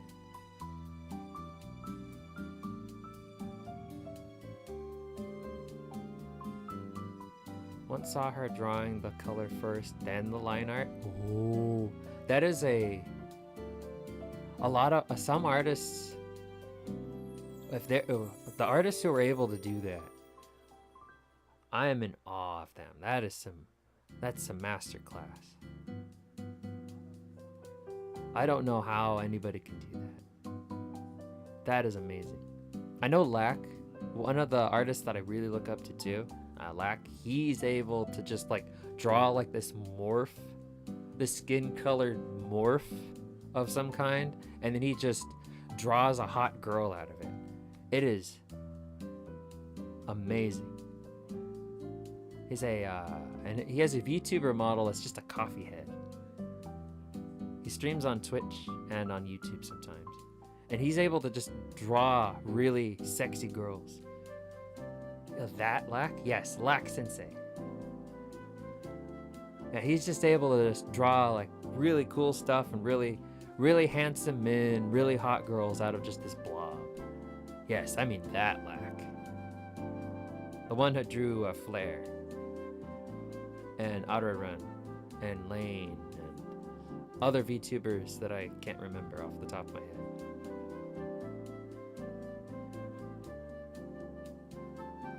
It's truly phenomenal. Very soothing too. Very soothing to listen to. Wait, no, I want that a different layer. Just in case. Oh, this is eyebrows. I do a lot of drawing and erasing till my perfectionist brain is somewhat happy with what I get. Yes, that's another way to do it. There's a two. No, this is right. This is for writing. I think this might apply to artists too. Sometimes you know exactly what you want. You know exactly what to do to get your drawing to where you want it to be. That's one type of artist. But then the second type of artist, you're putting things together and you're making it up as you go along, and you're just hoping that the pieces fit together. I'm that guy for now, making it up as I go along.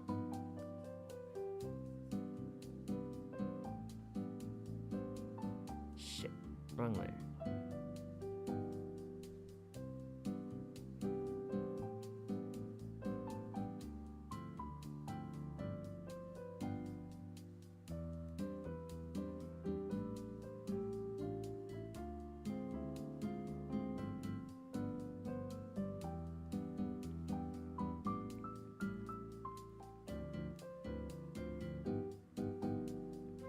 I'm gonna at the very least draw her eyes before I end the stream.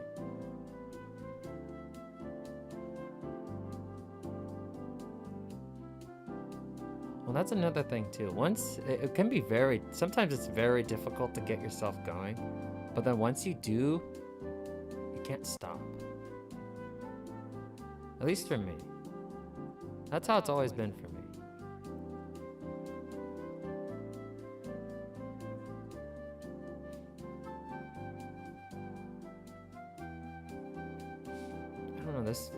This lime green's a little too similar. No, that's not gonna work. A little too similar. There. Too similar color to the hair. I might lose it. Even unfinished, your person is way better than the people I draw. Oh, stop it. It took me a very long time to get like this, though. Very long time. And it's just like constant. Well, thank you. I need to learn to take a compliment. You don't need to put yourself down.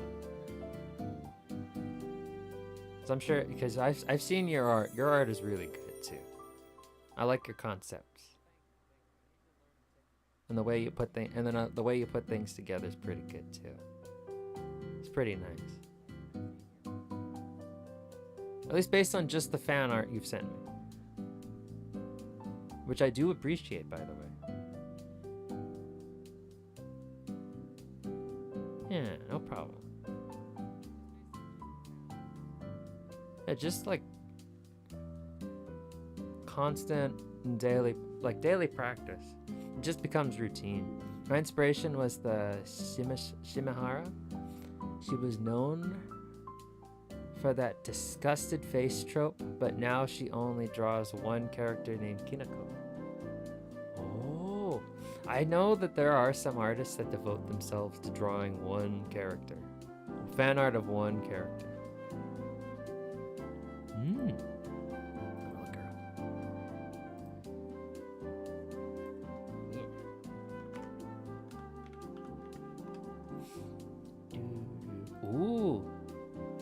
Simahara. Oh, yes. Oh, she is cute. Kineko's really cute. Or her Kineko's really cute.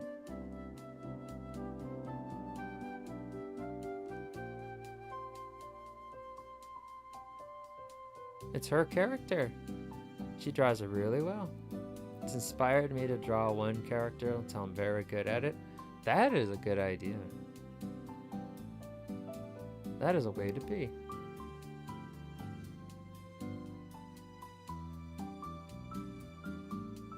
Well, there's one post where she drew Anya. Just one. 88 weeks ago.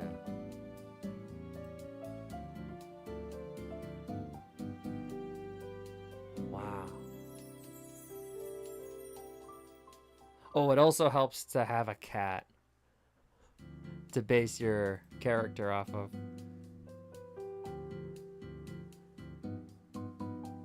Nothing wrong with that. Very small cat girl.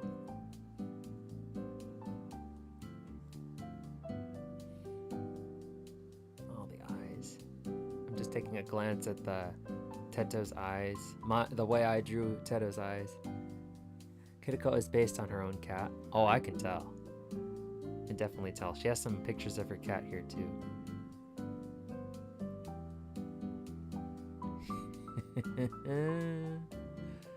Oh, that is so sweet. Really cute. Nope. Tried to open something.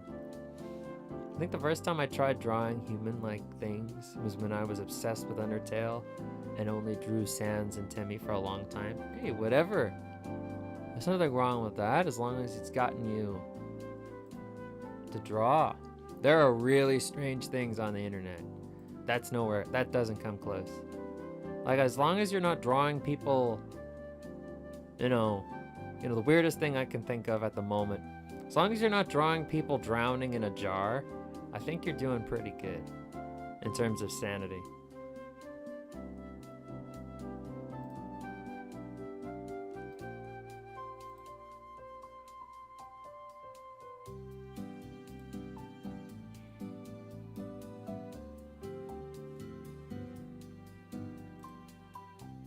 Ooh. Can I open gifts?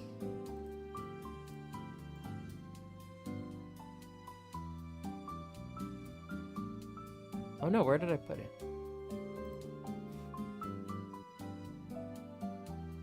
No, I don't think I can.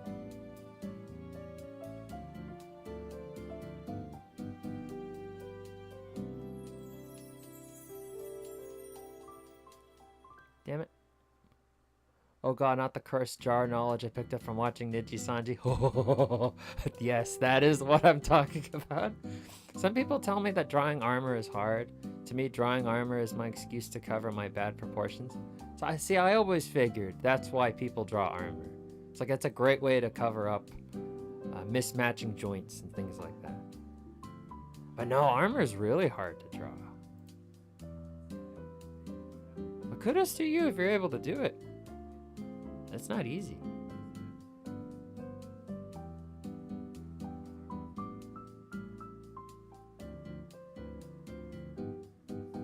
Oh man, I lost it. Yeah, I don't know where it is anywhere.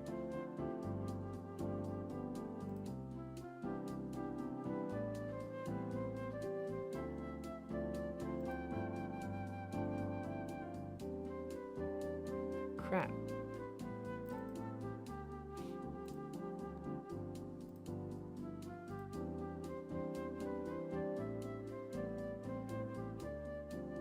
Oh, okay, I think I found it. I think I know where I put it.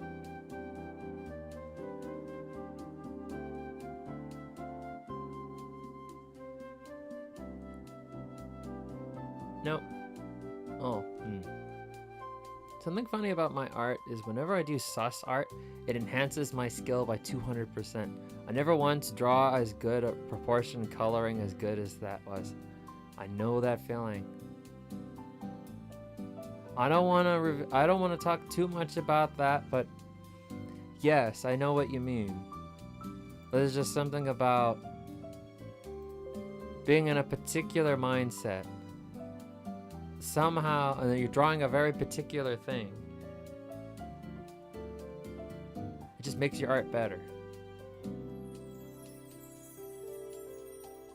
Oh, then, and also personally, I find that whenever I'm, oh man, yes, okay. So, I do take art commissions on the side, on another life, and I do draw some I do spicy things too. I draw spicy things sometimes. I hope that doesn't impact your perception of me too much, but yes, I do what I can to get by. And I do find that the sketching phase goes by a lot faster. I used to draw more on the realistic animal side, but since trying to draw anime characters, I've gotten a more cartoony art style. So yeah, sometimes when you're just when you're emulating certain art styles, you find your art style starts to change as well, because you start finding things that you like, avoiding things you don't like, and then things just come together. That's why I don't personally believe it's important to find your own art style right away. I think it's more important to discover how you like to draw. And then your style will come from that.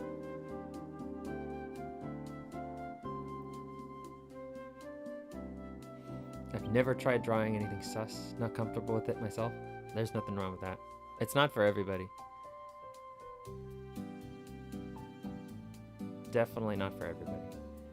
But yeah, is there any particular style or specific character you think you can still draw better after ages? I still can't. Back in the day, I was a huge Crash Bandicoot fan. And well, you know, I guess it's not a surprise because I'm a Deere, but I drew Coco Bandicoot a lot. So I guess you could say I got my start drawing furries. But it was just Coco. Spyro the Dragon. There you go. There you go. Spyro. But then, over the years, I've moved away from furry art, and I mostly draw more humanoid characters. Like, even if they're like a dragon or a dragon person, they're still ultimately human looking. So I don't think I could draw Coco any better than I could when I was younger, when I was a teenager.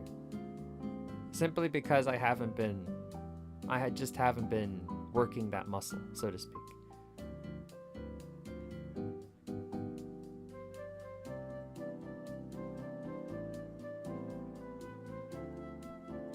But that's how I got my start. If I'm understanding your question right.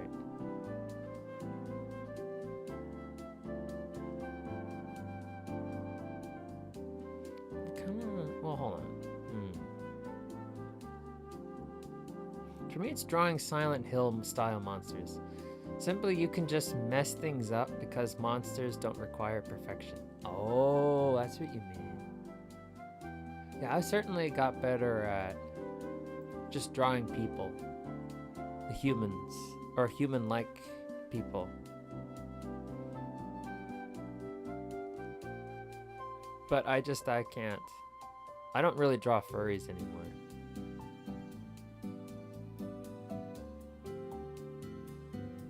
I used to, but not really. And it wasn't because I was a furry, it was because I liked the characters. Them being covered in fur didn't really matter to me, as it clearly did for a lot of people. Man, I can't beat the people. Do I look Zootopia? Yes, I do. I do. It was a very good movie. I've seen what people do with Judy.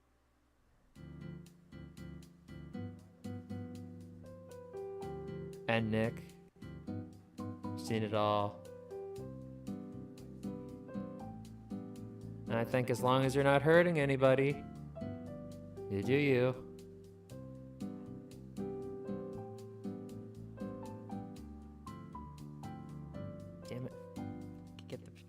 prepper.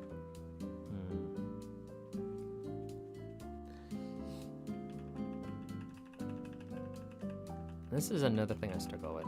Pupil placement. Just getting the pupils in the right spot. Or just the irises in the right spot.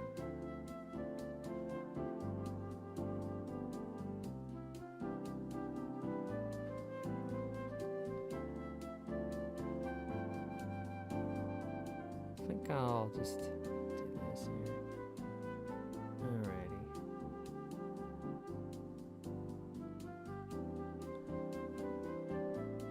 It's not gonna be exactly like her eyes, but you know. If I remember right, I almost made Spyro a green dragon instead of purple. His name was going to be Pyro, but they decided that was a bad name and added an S to the beginning. Yeah, because Pyro is just... that's just fire. The sketch is already done well. Oh, well, thank you very much. Thank you.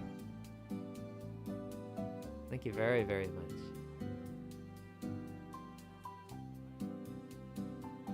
Just a lot of practice. Really, I was never any good at drawing when I was a kid. When I was a small kid, I just kept drawing and drawing, and I guess it helped to have just to like a character and then just have a character or a thing that you really like drawing, or that you just really like and you just draw that, and that's what motivates you to just keep drawing.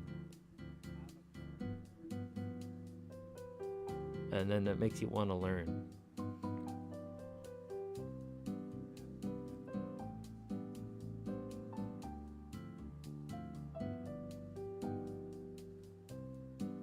Oh yeah, thank you.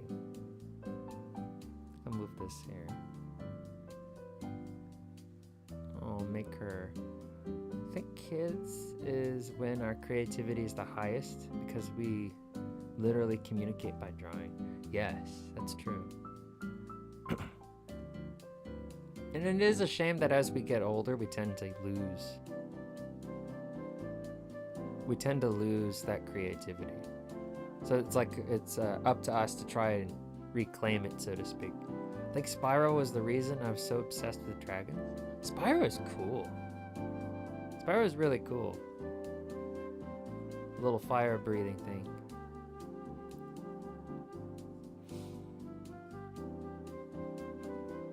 Oh, and then Alora, his Deere companion, doe companion.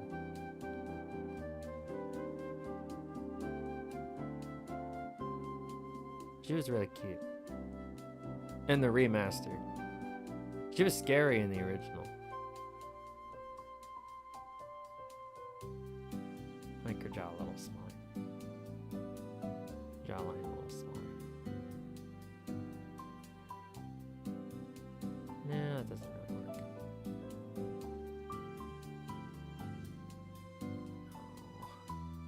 No, that works.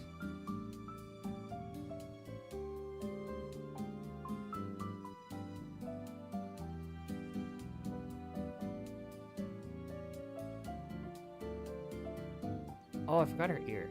Because you can kind of sort of not really see her ear. Sometimes, even if the hair is going to cover up the ear, I still put the ear. So I have a sense of where it would be underneath all the hair. And ideally, it would be somewhere like here. Oh, wait, not my head's covering it. Hold on. Like right here somewhere. Ideally. So I'm going to go ahead and move that to where it's supposed to be. Oh no, I put it on the same layer as the jaw.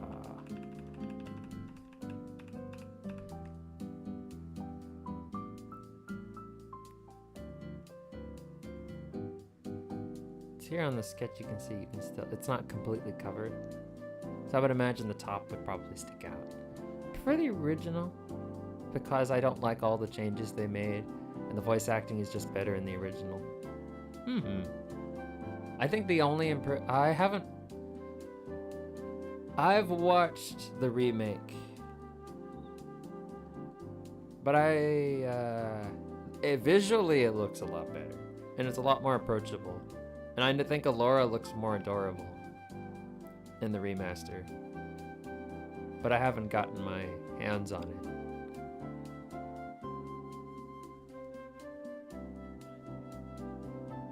But I do know that Crash, I did play the remasters of Crash. I'd say that, at least for the first one, they were able to recreate the challenge of the original perfectly. But then for the other two, I feel like in some ways, it's just a little more difficult than the originals. But it could also be that I'm older, I'm not as fast with my hands as I was when I was a kid. Or my reaction speed just isn't the same as it used to be. So maybe it's just as simple as that. But I think some parts that were a little more hard, a little more challenging, and then other parts were easier than I remember.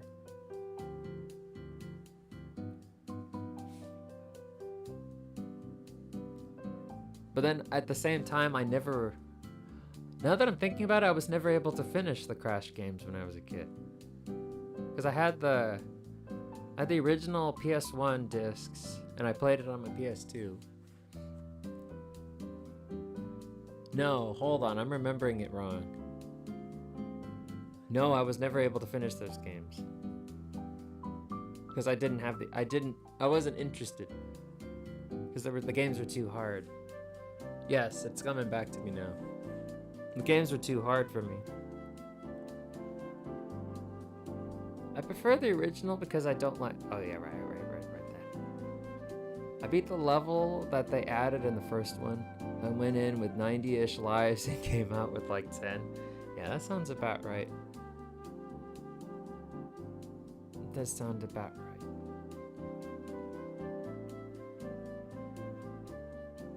Oh man, it's so late already. I feel like I just started streaming. Yeah, so this is all I have to show for today. Alright, I still haven't beaten the other two games though. Spyro. It's a good series.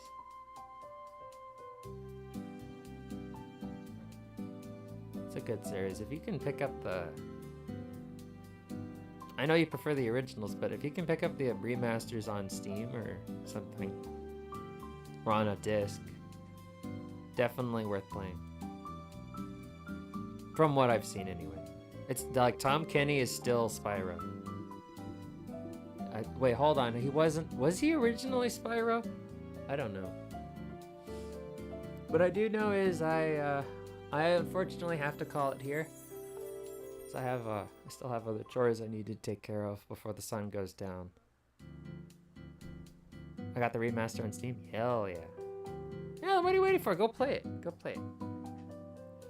If you have the time, of course. I know everybody's got different schedules and things like that. So I'll just go ahead and quickly add a neck. I'll fix your people's probably some other time. The neck placement has always been Crash on Switch. I haven't played Crash on Switch. I played it on the PS4. And I do know, yeah, it should be. That shouldn't matter though. I think it still runs fine, from what I can tell. I mean, from what I could gather. Crash is hard, but I think it's worth it. Should still give it a go. All right, I am gonna have to call it here, because I do have chores I need to take care of today. Before the sun goes down. So, man, it is awesome that you guys were able to come here today, as always. Thank you very much for coming to the stream. Make sure to like and subscribe. And I have a coffee now. If you want, the link to it is in the description. If you want to buy me like a coffee, you can support the channel that way. Of course, the best way that you can support the channel is just coming to the stream and watching the VODs. However, whatever you want to do, I like it. The sun already went down over here a while ago. Oh, you're on the East Coast. I'm on the West Coast. We still have sun here. Barely. No, it won't set in for at least another an hour and a half. So I got time. But yeah, have a wonderful rest of your day, evening, afternoon. And, take good care of Yuki. But if he doesn't want to be bothered, leave him alone. I think he should be okay. Yeah, I'll see you guys. Thank you for coming. Have a wonderful time. Stream tomorrow, same time as today, 1:45 p.m. Pacific time. Don't know what I'm gonna do, but there will be a stream. So I will see you guys. Bye-bye.